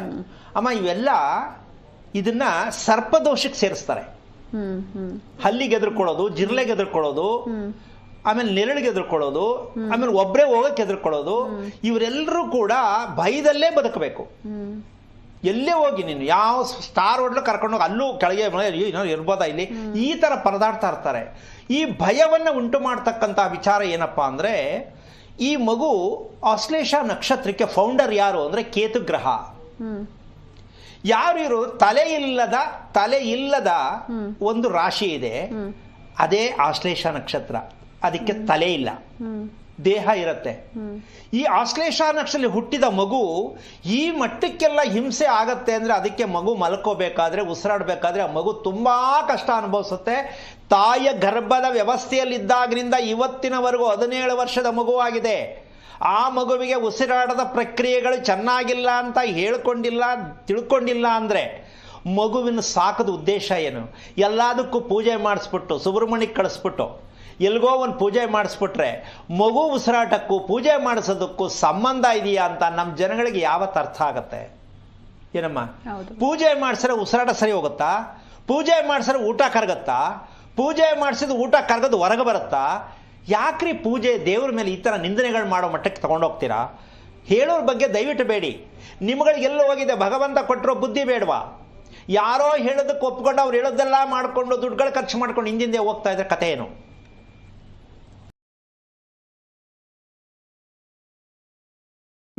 ಯಾರ ಬಗ್ಗೆ ಕೇಳಬೇಕಿತ್ತು? ನಾವು ನಮ್ಮ ಮಗಳ ಬಗ್ಗೆ ಕೇಳಬೇಕಿತ್ತು. ಅವ್ರ ನಕ್ಷತ್ರ ಹೇಳಿಮಾ. ಅನುರಾಧ ನಕ್ಷತ್ರ. ಓಕೆ, ಗುರೂಜಿ ಇದ್ದಾರೆ, ಮಾತನಾಡಿ. ಹಲೋ. ಹಲೋ, ನಮಸ್ತೆ ಗುರು. ಯಾವೂರಿಂದ ತಾಯಿ? ಕೊಪ್ಪಳದಿಂದ. ಕೊಪ್ಪಳ ತಾಲೂಕು ಬೂದಗುಂಪ ಗ್ರಾಮ. ಓಕೆ, ಏನು ಓದಿದ್ರ ತಾವು? ನಾ 7ನೇ ಕ್ಲಾಸ್ ಓದಿನಿ ಗುರು. ಎಷ್ಟು ವರ್ಷ ಆಯ್ತು ಮದುವೆ ಆಗಿ? ಮದುವೆ ಆಗಿ 14 ವರ್ಷ ಆತ್ರಿ. ಓಕೆ, ಅನುರಾಧ ನಕ್ಷತ್ರ ಯಾರ್ದು? ನಮ್ಮ ಮಗಳದ್ರಿ, ನಯನ ಅಂತ. ಎಷ್ಟು ವಯಸ್ಸು ಅವಳಿಗೆ? ಆಕೆಗೆ ಈಗ 13 ವರ್ಷ. ಓಕೆ, ಏನು ಅವಳ ಬಗ್ಗೆ ನಿಮಗೆ ಡೌಟ್ ಇದೆ? ಆಕೆ ಸರಿಯಾಗಿ ಬಾತ್ರೂಮಿಗೆ ಹೋಗಲ್ರಿ. ಯಾವಾಗ ಗೊತ್ತಾಯ್ತು ನಿಮಗೆ? ನಾವು ಅಲ್ಲೇ 2-3 ವರ್ಷ ಆತ್ರಿ. ಈಗ ಮನೆಗೆ ಬಂದಾಗಿಂದ ಸರಿಯಾಗಿ ಹೋಗಲ್ರಿ. ಅಲ್ಲ ರೀ, ಅಲ್ಲಮ್ಮ, ಮನುಷ್ಯನಿಗೆ ಅಡುಗೆ ಮಾಡಿದ ಪಾತ್ರೆ ತೊಳೆದಂಗೆ ಮನುಷ್ಯನ ದೇಹ ಶುದ್ಧಿ ಆಗಬೇಕು ಬೆಳಗ್ಗೆ ಆದ ತಕ್ಷಣ, ಹೌದಾ ಅಲ್ವಾ? ಹೌದ್ರಿ. ಮತ್ತೇನು ಮಾಡ್ತಾ ಇದ್ದೀರಾ ನೀವು? ಸರಿ ಹೋಯ್ತು ಅಂತ ಬಿಟ್ಬಿಟ್ರೆ ಹಂಗೇನೆ? ಇಲ್ರಿ, ನಾವು ಹೋಗಂತೀರ್ಲಿ, ಬರಗಿಲ್ಲ ಅಂತ ಹೇಳ್ರಿ. ಅಮ್ಮ, ನಿಮ್ಗೆ ವಯಸ್ಸೆಷ್ಟು? ನಂಗೆ ಈಗ ಒಂದು 36-37 ಅದಾವ್ರಿ. ಅಲ್ಲ, ನಿಮ್ಮ ಕಂಪ್ನಿನೂ ಸ್ವಲ್ಪ ನೋಡ್ಕೊಳ್ಳಿ, ಇದಕ್ಕೆ ಹತ್ರನೇ ಇದ್ದೀರಾ ನೀವು. ಆದ್ರೆ ನೀವು ಅನ್ಕೊಂಡ್ಬಿಟ್ಟಿದ್ದೀರಾ ನಾನು ಇರೋದೇ ಹೆಂಗೆ ಅಂತ. ಇಲ್ರಿ, ಮತ್ತೆ ಈಗ ನಾವು ಒಂದ್ ನಿಮಿಷ ಅರ್ಥ ಮಾಡ್ಕೊಳ್ಳಿ. ನಿಮ್ಮ ಮಗಳಲ್ಲಿ ಇರ್ತಕ್ಕಂತಹ ಸಮಸ್ಯೆ ನಿಮ್ಮಲ್ಲೂ ಇದೆ ಅನ್ನೋದು ಗೊತ್ತಿದೆಯಾ? ಗೊತ್ತಾಗಿದೆಯಾ ನಿಮ್ಗೆ? ಗೊತ್ತಾಗೈತ್ರಿ. ಒಂದ್ ನಿಮಿಷ. ಅರೆ ರಾಮ, ನೀವು ಆಗಿದ್ದ ಮೇಲೆ ನಿಮ್ಮ ದೇಹದಲ್ಲೇ ಇರುವ ಸಮಸ್ಯೆಯಲ್ಲಿ, ಆ ಸಮಸ್ಯೆಯಲ್ಲೇ ಮಗು ಹುಟ್ಟಿದ ಮೇಲೆ ಆ ಮಗುನು ಹಾಗೆ ಇರುತ್ತೆ. ನೀವೇ ರಿಪೇರಿ ಆಗಿಲ್ಲ, ಮದುವೆ ಆದ್ರಿ. ನೀವೇ ರಿಪೇರಿ ಆಗಿಲ್ಲ, ಮಗು ಮಾಡ್ಕೊಂಡ್ರಿ. ಏನಮ್ಮ ಇದು? ಇಷ್ಟು ಅರ್ಥ ಆಗೋದು ಬೇಡವಾ? ಬೇರೆ ಏನು ಕೇಳೋದು ಬೇಡ, ಹಣೆ ಬರ ಕೇಳೋದು ಬೇಡ. ತಿಂದ ಊಟ ಕರೆಕ್ಟಾಗಿ ಹೊರಗೆ ಬರಬೇಕು ಸಮೀಕ್ ಸರಿಗೆ ಅಂತ ಒಂದು ಪ್ರಜ್ಞೆ ಇಲ್ಲದೆ ಮನುಷ್ಯ ಬದುಕ್ತೀನಿ ಅಂದರೆ ಅದು ಹೆಣ್ಣಿರ್ಬೋದು, ಗಂಡಿರ್ಬೋದು, ಚಿಕ್ಕದಿರ್ಬೋದು, ದೊಡ್ಡದಿರ್ಬೋದು. ಇಷ್ಟು ಒಂದು ಸಿಂಪಲ್ ಕ್ವಶನ್ ಅಂತ ನಾನು ಹೇಳ್ತಿದ್ದೀನಿ. ಸಿಂಪಲ್ ಅಲ್ಲ ಇದು. ಇನ್ನೊಂದು ಜನ್ಮ ಎತ್ತು ಬಂದ್ರೂ ಸರಿ ಮಾಡ್ಕೊಳಕ್ಕೆ ನಮ್ಮ ಜನಕ್ಕೆ ಅರ್ಥ ಆಗಲ್ಲ. ಇದನ್ನ ಮಲದೋಷ ಅಂತಾರೆ. ಪೂರ್ಣವಾಗಿ ಎಲ್ಲರಿಗೂ ಇರುವಂಥ ಮಲದೋಷ 99.5% ನಮ್ಮ ಇಂಡಿಯಾ ದೇಶದಲ್ಲಿ ಎಲ್ಲರಿಗೂ ಇದೆ. ಇಲ್ಲ ಅನ್ನೋ ವ್ಯಕ್ತಿ ಇದ್ದಾರೆ ಅಂತಕ್ಕಂಥ ವಿಚಾರ ಇಲ್ಲವೇ ಇಲ್ಲ ಅಂತ ಹೇಳ್ಬೋದು. ತುಂಬ ಕಷ್ಟ ಇದೆ. ಇದನ್ನು ರಿಪೇರಿ ಮಾಡೋಕ್ಕೆ ಯಾವ ಮೆಡಿಷನ್ ನಮ್ಮ ದೇಶದಲ್ಲಿ ಇಲ್ಲ. ಇದಕ್ಕೆ ಯಾವ ಪೂಜೆನೂ ಇಲ್ಲ. ನೋಡಿ, ಯೋಚನೆ ಮಾಡಿ, ನಮ್ಮ ದೇಹನ ನಾವು ಎಷ್ಟರ ಮಟ್ಟಕ್ಕೆ ತಗೊಂಡೋಗ್ತಾ ಇದ್ದೀವಿ. 13 ವರ್ಷದ ಮಗುಗೆ ಈಗ ನೀವು ಮೋಷನ್ ಪ್ರಾಬ್ಲಮ್ನ ಯಾವ ಕಾರಣಕ್ಕೂ ನಿಮ್ಮಿಂದ ರೆಡಿ ಮಾಡಲಿಕ್ಕಾಗಲ್ಲ. ಕಾರಣ ಏನು? ನಿಮ್ಮ ಮನೆ ಎಷ್ಟು ವರ್ಷದಮ್ಮ? ಈಗ 8 ವರ್ಷ ಆತ್ರಿ ನಾವು ಮನೆ ಕಟ್ಸಿದ್ದ? ಯಾವ ದಿಕ್ಕು ಬಾಗಿಲು? ಪೂರ್ವ ದಿಕ್ಕು. ರಸ್ತೆ ಯಾವುದು? ಉತ್ತರದ ದಕ್ಷಿಣ ರಸ್ತೆ. ಉತ್ತರಕ್ಕೆ ರಸ್ತೆ ಇದೆಯಾ? ಓಕೆ. ಕಾಂಪೌಂಡ್ ಹಾಕಿದ್ದೀರಾ? ಕಾಂಪೌಂಡ್ ಇಲ್ರಿ, ಹಿಂದ ಒಂದ್ ಸ್ವಲ್ಪ ಮಾಡಿ ಕಾಂಪೌಂಡ್. ಓಕೆ. ಅಳತೆ ಎಷ್ಟು ಗೊತ್ತಾ ಮನೆದು? ಮನೆ ಅಳತೆ 30-40 ಅಂತ ಅಂದ್ರೆ ಇವ್ರ. ಅಮ್ಮ, ಸೈಟ್ ಕೇಳ್ತಾ ಇಲ್ಲ ನಾನು. ಮನೆ ಎಷ್ಟಡಿ ಕಟ್ಟಿದ್ದೀರಾ? 30-40. ಪುನಃ ಅದನ್ನೇ ಹೇಳ್ತೀಯಲ್ಲ ತಾಯಿ. ಸೈಟ್ ಇರೋದು ಎಷ್ಟು? 30-40 ಸೈಟ್ ಇರೋದಾ? ಮನೆ ಕಟ್ಟೋದು 30-40? ಅದನ್ನ ಕಟ್ಟಾರ. 2 ರೂಮ್ ಆಗ್ಯಾವ, ಒಂದು ಹಾಲು, ಒಂದು ಕಿಚನ್. ಅಮ್ಮ, ನಿನಗೆ ಈ ರೀತಿ ಮಾಹಿತಿ ಕೊಡೋಕ್ಕಾಗಲ್ಲ. ಯಾಕೆ ಅಂದರೆ ನಿಮ್ಮ ಮನೆಯ ಒಳ ಅಳತೆ ಗೋಡೆಯಿಂದ ಗೋಡೆಗೆ ಪೂರ್ವ ಪಶ್ಚಿಮ ಎಷ್ಟು, ಉತ್ತರ ದಕ್ಷಿಣ ಎಷ್ಟು, ದಯವಿಟ್ಟು ಈ ಬರ್ತಾ ಇರ್ತಕ್ಕಂಥ ಸ್ಕ್ರೀನ್ ಮೇಲೆ ಬರ್ತಾ ಇರ್ತಕ್ಕಂಥ ನಂಬರ್ ನೋಡ್ಬಿಟ್ಟು ಅವ್ರು ಕರೆ ಮಾಡಿ ವಿಷಯ ತಿಳಿಸು. ನೀನು ಒಂದು ಗೊತ್ತಿಲ್ಲ ಅಂದ್ರೆ ನಾನು ಕರೆಕ್ಟ್ ಮಾಹಿತಿ ಕೊಡೋಕ್ಕಾಗಲ್ಲ. ಒಂದು, ನಿಮ್ಮ ಮಗು ಕರೆಕ್ಟ್ ರಾತ್ರಿ ಹೊತ್ತು ಮಲ್ಕೊಂಡ ತಕ್ಷಣ ನಿದ್ದೆ ಮಾಡಲ್ಲ. 2ನೇದು, ಚೆನ್ನಾಗಿ ಹಗದು ತಿನ್ನಲ್ಲ, ಯೋಚನೆ ಮಾಡ್ಕೊಂಡು ತಿನ್ನುತ್ತೆ. 3ನೇದು, ಸಮಯಕ್ಕೆ ಸರಿ ಊಟ ಮಾಡಲ್ಲ. ಈ ತಪ್ಪು ನಿಮ್ಮ ಮನೆಯಲ್ಲಿ ನಿಮ್ಮ ಮಗಳದು ಒಬ್ಬಳದೇ ಅಲ್ಲ. ನಿಮ್ಮ ಕುಟುಂಬದ ಸತ್ಯನ ತಿಳ್ಕೋಬೇಕಂದ್ರೆ ಈ ಅಳತೆಯನ್ನು ಕಳಿಸ್ಕೊಡಿ, ವಿಷಯ ತಿಳ್ಕೊಳ್ಳಿ. ಒಳ್ಳೆಯದಾಗಲಿ. ಧನ್ಯವಾದ ಕರೆ ಮಾಡಿದ್ದಕ್ಕೆ. ಇನ್ನೊಬ್ರು ಕಾಲರ್ ಇದ್ದಾರೆ ಗುರೂಜಿ, ಲಕ್ಷ್ಮಿ ಅಂತ ಚಿತ್ರದುರ್ಗದಿಂದ. ನಮಸ್ತೆ ಅಮ್ಮ. ನಮಸ್ತೆ, ಯಾರ ಬಗ್ಗೆ ಕೇಳಬೇಕಿತ್ತು? ಅವ್ರ ನಕ್ಷತ್ರ ಹೇಳಿಮಾ. ನಕ್ಷತ್ರ ಗುರೂಜಿ ಇದ್ದಾರೆ, ಮಾತನಾಡಿ. ಹಲೋ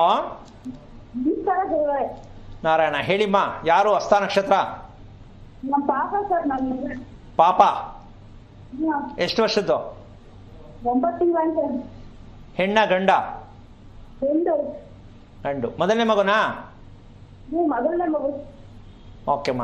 ನೀನು ಮದುವೆ ಆಗಿ ಎಷ್ಟು ವರ್ಷ ಆಯ್ತಮ್ಮ? 3 ವರ್ಷ ತುಂಬಿತ್ತು ಸರ್. ವಾರ ಯಾವುದು ಮದುವೆದು? ಗುರುವಾರ. ನೀವು ಹುಟ್ಟಿದ್ದು? ಶನಿವಾರ. ಓಕೆ. ಈಗ ಮಗು ಬಗ್ಗೆ ಏನು ಡೌಟ್ ಇದೆ ನಿಮಗೆ? ಸುಮ್ಮನೆ ಆಟ ಮಾಡ್ತಾನೆ ಸರ್, ಜೋಳ ಕಿರಿಕಿರಿ ಮಾಡ್ತಾನೆ. ಆಮೇಲೆ ನಾವು ಹಿಡಿದೇ ಅಷ್ಟ. ನಿನಗೆ ಹಠ ಇದೆಯಾ, ಕೋಪ ಇದೆಯಮ್ಮ ನಿನಗೆ? ಎರಡು ಇದೆಯಲ್ಲ ಸರ್. ನೋಡು ಮತ್ತೆ, ಈ ಫ್ಯಾಕ್ಟ್ರಿ ಯಾವ ಬರ್ತದೆ ಹೇಳು ಮತ್ತೆ? ನೀವು ಮಾತ್ರ ಒಪ್ಕೊಂಡ್ಬಿಡ್ಬೋದು, ತಾಯಿ ತಂದೆ ಒಪ್ಕೊಳ್ಳಲ್ಲ. ಮಗು ಮಾತ್ರ ತೋರಿಸ್ತಾರೆ ಮಗು ಹಠ ಮಾಡತ್ತೆ ಅಂತ. ಅಮ್ಮ ಸರಿನಾ? ಹಲೋ, ನಿನಗೆ ಹಠ ಇದೆ, ಬೇಜಾರಿದೆ, ಹೌದಲ್ಲಮ್ಮ? ತುಂಬಾ ಬೇಜಾರು. ಹಂಗಿದ ಮೇಲೆ ಈಗ ಮಗುಗೆ ಹಿಂಗಿದೆ ಅಂದ್ರೆ ಈ ಕಾರಣ ತಿಳ್ಕೊಳ್ಳೋಣ ಅಂತ ಕೇಳ್ತಾ ಇದ್ಯಾ? ಓಕೆ. ನಿಮ್ಮನೆ ಎಷ್ಟು ವರ್ಷದ್ದು? ನಮ್ಮನೆ ಈಗ 10 ವರ್ಷದ ಕಟ್ಟಿದ್ದಾರೆ. ಕಟ್ಸಿದ್ದಾ? ಓಕೆ. ಅದ್ರ ಅಳತೆ ಗೊತ್ತಾ? ಇಲ್ಲ ಸರ್, ಗೊತ್ತಿಲ್ಲ.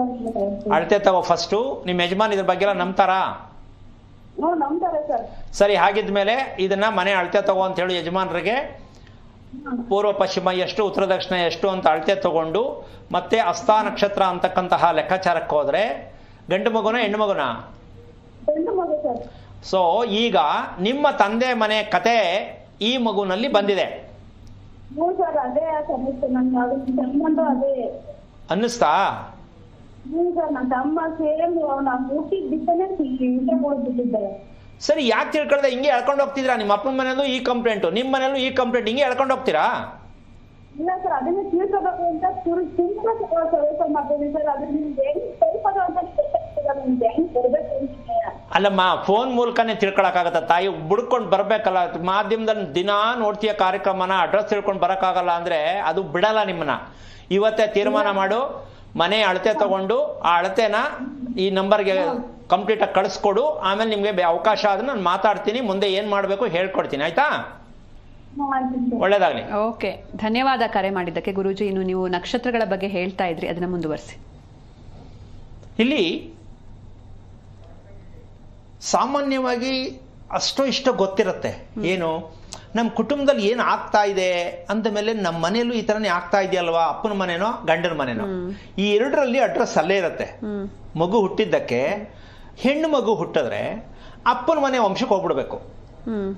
ಹೆಣ್ಣು ಮಗು ಹುಟ್ಟಿದ್ರೆ ಅಪ್ಪನ ವಂಶಕ್ಕೆ ಹೋಗ್ಬಿಟ್ರೆ ಅಲ್ಲಿ ಸಿಕ್ಬಿಡುತ್ತೆ. ಏನು, ಅಪ್ಪನ ಜೊತೆ ಒಡ ಹುಟ್ಟದ ಅಕ್ಕ ತಂಗಿರು ಏನೇನು ಆಗಿದ್ದಾರೆ ಚಿತ್ರಾನ್ನ, ಆ ಚಿತ್ರಾನ್ನ ರಿಸಲ್ಟೇ ಇಲ್ಲಿ ಬಂದಿರುತ್ತೆ. ಆಮೇಲೆ ಅವರಮ್ಮ ಅಂದ್ರೆ ಅಜ್ಜಿ, ಇಷ್ಟಲ್ಲಿ ಸಿಕ್ಬಿಡುತ್ತೆ ಕಣಮ್ಮ. ಗಂಡು ಮಗು ಆಗಿದ್ರೆ ಮನೇಲಿರ್ತಕ್ಕಂಥ ಪತ್ನಿ ಇರ್ತಾರೆ, ಧರ್ಮ ಪತ್ನಿ, ಅವ್ರ ಸಹೋದರರು, ಅವ್ರ ಜನ್ಮ ಕೊಡ ತಂದೆ, ಅಮ್ಮ, ಈ ಎರಡರಲ್ಲೇ ರಿಸಲ್ಟ್ ಇರುತ್ತೆ. ಈ ಎರಡು ಸತ್ಯವನ್ನ ತಿಳ್ಕೊಳ್ತೇನೆ. ನಮ್ಮ ಜನಶಾಸ್ತ್ರ ಕೇಳ್ತೀನಿ, ಜ್ಯೋತಿಷ್ಯ ಕೇಳ್ತೀನಿ, ದೇವ್ರ ಹತ್ರ ಹೋಗ್ತೀನಿ. ನೀವೇ ತಿಳ್ಕೊಳ್ರಿ. ನಿಮ್ಮ ಮನೆಯಲ್ಲಿ ಆಗ್ತಾ ಇರೋ ಸಮಸ್ಯೆಗಳಿಗೆ ಗಂಡಲ್ಲಿ ಸಮಸ್ಯೆ ಬಂದ್ರೆ ಹೆಣ್ಣಿನ ವಂಶ ತಗೊಳ್ಳಿ, ಹೆಣ್ಣಲ್ಲಿ ಬಂದ್ರೆ ಗಂಡಿನ ವಂಶ ತಗೊಳ್ಳಿ. ನಿಮ್ಮ ಮನೇಲಿ ಏನು ನಡೀತಾ ಇದೆ, ನಮ್ಮಲ್ಲಿ ಆ ಮಗು ಹುಟ್ಟಿದೆ ಅಂತ ತಿಳ್ಕೊಳ್ದೇನೆ ನೀವು ಅದನ್ನು ರಿಪೇರಿ ಮಾಡ್ಕೋಬೇಕು ಅಂತ ಪ್ರಯತ್ನ ಮಾಡಿ. ಈ ಸತ್ಯವನ್ನ ಬೇರೆ ನೀವು ಎಲ್ಲೇ ಜ್ಯೋತಿಷಿಗಳ ಹತ್ರ ಹೋದ್ರೆ ಅಪ್ರಾಣೆ ಯಾರು ಬಾಯಿ ಬಿಡಲ್ಲ. ಅದು ಗೊತ್ತಿಲ್ಲವೋ ಇಲ್ಲೋ ನನಗೆ ಗೊತ್ತಿಲ್ಲ, ನೀವೇ ಡಿಸೈಡ್ ಮಾಡಿ. ಕಾರ್ಯಕ್ರಮ ನೋಡ್ತಾ ಇರೋರು ಪ್ರತಿಯೊಬ್ಬರು ನಾನು ಹೇಳಕ್ಕೆ ಇಷ್ಟಪಡ್ತೀನಿ, ಆರೋಗ್ಯ ರಹಸ್ಯ ಕಾರ್ಯಕ್ರಮ ಅಂದರೆ ನಮಗೊಂದು ಜ್ಞಾನೋದಯ ಆಗ್ತಾ ಇದೆ, ನಮಗೊಂದು ತಿಳುವಳಿಕೆ ಬರ್ತಾ ಇದೆ, ನಮಗೆ ಅರಿವನ್ನು ಮೂಡಿಸ್ತಾ ಇದೆ, ನಾವೇನೋ ವಿಷಯ ತಿಳ್ಕೊಳ್ಳೋಕೆ ಪ್ರಯತ್ನ ಮಾಡ್ತಾ ಇದ್ದೀವಿ. ಇಲ್ಲೇನೋ ಒಂದು ಸತ್ಯ ಇದೆ, ಇದು ಪ್ರತಿಯೊಬ್ಬರು ಅರ್ಥ ಮಾಡಿಕೊಂಡು ಕಾರ್ಯಕ್ರಮ ನೋಡಬೇಕು. ಯಾಕೆ ಅಂದರೆ ನೀವು ಯಾರ ಹತ್ರನೋ ಕೈಕಟ್ಟೆ ಕುಟ್ಕೊಂಡು ಕಾಯ್ಕೊಂಡು ಕುತ್ಕೊಳ್ಳೋದು ಬೇಡ. ನಮ್ಮ ಸಮಸ್ಯೆ ಯಾವುದರಿಂದ ಬರ್ತಾ ಇದೆ, ಆ ಸಮಸ್ಯೆಗೆ ಪರಿಹಾರ ಸಿಗತ್ತೆ ಈ ಕಾರ್ಯಕ್ರಮದಲ್ಲಿ ಅನ್ನೋದು ನಿಮಗೆ ಗಂಡಾಘೋಷವಾಗಿ ನಾನು ಹೇಳಕ್ಕೆ ಇಷ್ಟಪಡ್ತೀನಿ. ಅದನ್ನು ನೀವೆಲ್ಲ ಬಳಸ್ಕೊಳ್ಳಿ, ನೆಮ್ಮದಿಯಾಗಿ ಬದುಕೋಕ್ಕೆ ಪ್ರಯತ್ನ ಮಾಡಿ. ಇದ್ರ ಮೇಲೆ ನಾನು ಇನ್ನೂ ಹೇಳೋಕ್ಕೆ ಇಷ್ಟಪಡಲ್ಲ, ಬೇರೆಯವ್ರನ್ನ ನಿಂದನೆ ಮಾಡೋದು ಬೇಡ. ಸರಿಗಿಲ್ಲ, ನಿಮ್ಮ ಥರ ಯಾರು ಹೇಳಲಿಲ್ಲ, ನಿಮ್ಮ ಮದುವೆ ಆಗ ಮುಂಚೆ ನೀವೇ ಸಿಕ್ಕಿದ್ರೆ ನಾನು ಮದುವೆ ಸರಿಯಾಗಿ ಮಾಡ್ಕೊತಿದ್ದೆ, ಇದೆಲ್ಲ ಕಾರಣಗಳು ಬೇಡ. ಈಗಾರು ಸಿಕ್ಕಿದಾರಲ್ಲ ಗುರುಗಳು, ಕರೆಕ್ಟ್ ಮಾಹಿತಿ ಸಿಗ್ತಾ ಇದೆ, ನಮ್ಮಟ್ಟಲ್ಲಿಟ್ಟರು ಮಕ್ಕಳನ್ನ ರಿಪೇರಿ ಮಾಡೋಣ. ಮಕ್ಕಳು ಹೊಟ್ಟೆಯಲ್ಲಿ ಹುಟ್ಟೋದು ಮಕ್ಕಳು ರಿಪೇರಿ ಮಾಡೋಣ. ಈ ಸತ್ಯವನ್ನು ದಯವಿಟ್ಟೆಲ್ಲ ತಿಳ್ಕೊಳ್ಳೋಕೆ ಪ್ರಯತ್ನ ಮಾಡಿ. ಬೇರೆಯವ್ರ ಹತ್ರ ಕೇಳಿ ತಲೆ ಕೆಡಿಸ್ಕೋಬೇಡಿ. ಈ ಸತ್ಯ ನೇರವಾಗಿ ಸಿಗ್ತಾ ಇದೆ ನಿಮಗೆ, ಪ್ರಯತ್ನ ಮಾಡಿ. ಹೌದು, ಖಂಡಿತ ಗುರುಜಿ. ಒಬ್ರು ಕಾಲರ್ ಇದ್ದಾರೆ ಶಿವಮೊಗ್ಗದಿಂದ, ಸ್ನೇಹ ಅಂತ, ಮಾತಾಡ್ಸೋಣ. ನಮಸ್ತೆ ಅಮ್ಮ. ಹಲೋ, ನಮಸ್ತೆ. ಹಾ ನಮಸ್ತೆ ಮೇಡಮ್. ಯಾರ ಬಗ್ಗೆ ಕೇಳಬೇಕಿತ್ತು? ನಮ್ಮ ಬಗ್ಗೆ ಕೇಳಬೇಕಿತ್ತು. ನಿಮ್ಮ ನಕ್ಷತ್ರ ಹೇಳಿಮಾ. ನಮ್ದು ಸ್ವಾತಿ ನಕ್ಷತ್ರ. ಗುರೂಜಿ ಇದ್ದಾರೆ, ಮಾತನಾಡಿ. Hello hello hello hello. ಹಾ ಹೇಳಿಮ್ಮ. ನಿಮಗೆ ನಮಸ್ತೆ. ಹೇಳಪ್ಪ. ನಮ್ದು ಸ್ವಾತಿ ನಕ್ಷತ್ರ. ಅದು ಮನೆಯಲ್ಲಿ ಗಲಾಟೆ, ಗಂಡ ಹೆಂಡತಿ ಜಗಳ. ಅಮ್ಮ, ಈಗ ಸ್ವಾತಿ ನಕ್ಷತ್ರ ಯಾರು? ನಕ್ಷತ್ರ ಯಾರು? ನಂದು ನಿಂದೇನಾ? ಏನು ಓದಿದ್ಯಮ್ಮ? ನನ್ನ ಸೆಕೆಂಡ್ PU ಆಗಿದೆ. ಓಕೆ. ಯಾರ್ದು ಜಗಳ ಅಂತ ಇರೋದು ನೀನು? ಅದೇ ಮನೆಯಲ್ಲಿ ತೊಂದರೆ, ಗಂಡ ಹೆಂಡತಿ ಜಗಳ ಮನೆಯಲ್ಲಿ. ಮದುವೆ ಆಯ್ತಾ ನಿಂದು? ಹಾ ಆಗಿದೆ. ಎಷ್ಟು ವರ್ಷ ಆಯ್ತು? 4 ವರ್ಷ. ಯಾವ ವಾರ ಮದುವೆ ಆಯ್ತು? ಗುರುವಾರ. ನೀನು ಹುಟ್ಟಿದ್ದು? ನಾನು ಜುಲೈ 29. ಓಕೆ ಅಮ್ಮ, ನೀನೊಂದು ಮಾತು ಹೇಳ್ತೀನಿ, ಅರ್ಥ ಮಾಡ್ಕೊ, ಬೇಜಾರು ಮಾಡ್ಕೋಬೇಡ. ಸ್ವಾತಿ ನಕ್ಷತ್ರದಲ್ಲಿ ಎಣ್ಣೆ ಹುಟ್ಲಿ ಗಂಡೆ ಹುಟ್ಲಿ ತಿಳ್ಕೋಬೇಕು, ಗ್ರಹಣ ಹಿಡಿದಿದೆ ದೇಹಕ್ಕೆ ಅಂತ ಅರ್ಥ. ನಿನ್ನನ್ನು ನೋಡಿದವರು ಗಂಡ ಆಗ್ಬೋದು, ಕುಟುಂಬದಸ್ಥರು ಯಾರೇ ಆಗಿರ್ಬೋದು, ನಿನ್ನ ನೋಡಿದ್ರೆ ಅವ್ರಿಗೆ ಏನೋ ಒಂಥರ ಆವೇಶ, ಬೇಜಾರಾಗತ್ತೆ ಹೊರ್ತು ಪ್ರೀತಿಯಿಂದ ಮಾತಾಡೋಕ್ಕೆ ನಡ್ಕೊಳ್ಳೋಕ್ಕೆ ಆಗೋದೇ ಇಲ್ಲ. ನಿನ್ನ ಮುಖ ನೋಡಿದ್ರೆ ಹಂಗ, ನಾನು ಯಾಕಾರೆ ಈಗ ಹುಟ್ಟಿದೆ, ಯಾರು ನನ್ನ ಅರ್ಥನೇ ಮಾಡ್ಕೊಳಕ್ಕೆ ಆಗ್ತಾ ಇಲ್ವಲ್ಲ ಅಂತ ನೀನು ಕೊರಗ್ತಾನೇ ಇದೆಯೇ ಹೊರ್ತು ಕಾರಣ ತಿಳ್ಕೊಳ್ಳಿಲ್ಲ. ಏನು ಹೇಳ್ತೀಯಾ? ಯಾಕೆ ತಿಳ್ಕೊಳ್ತಾ ಇಲ್ಲ? ಒಂದು. ಎರಡನೇದಾಗಿ, ನೀನು ಹೊಟ್ಟೆ ಭಾಗ ತೊಗೊಂಡ್ರೆ ಅಮ್ಮ, ನಿಜವಾಗ್ಲೂ ನಿನಗೆ ಎಷ್ಟು ಹಿಂಸೆ ಆಗ್ತಾ ಇದೆ ಅಂದರೆ, ಕ್ಲಾರಿಟಿಯಾಗಿ, ನೆಮ್ಮದಿಯಾಗಿ, ಖುಷಿಯಾಗಿ ನನ್ನ ಹೊಟ್ಟೆ ನನ್ನ ಹತ್ರ ಕರೆಕ್ಟಾಗಿ ಸಪೋರ್ಟ್ ಕೊಡ್ತಾ ಇದೆ ಅನ್ನೋದು ವಿಚಾರ ಗೊತ್ತಾಗಿಲ್ಲ ನಿನಗಿನ್ನೂ. ಏನಮ್ಮ, ಯಾಕೆ ತಿಳ್ಕೊಳ್ಳಿಲ್ಲಮ್ಮ?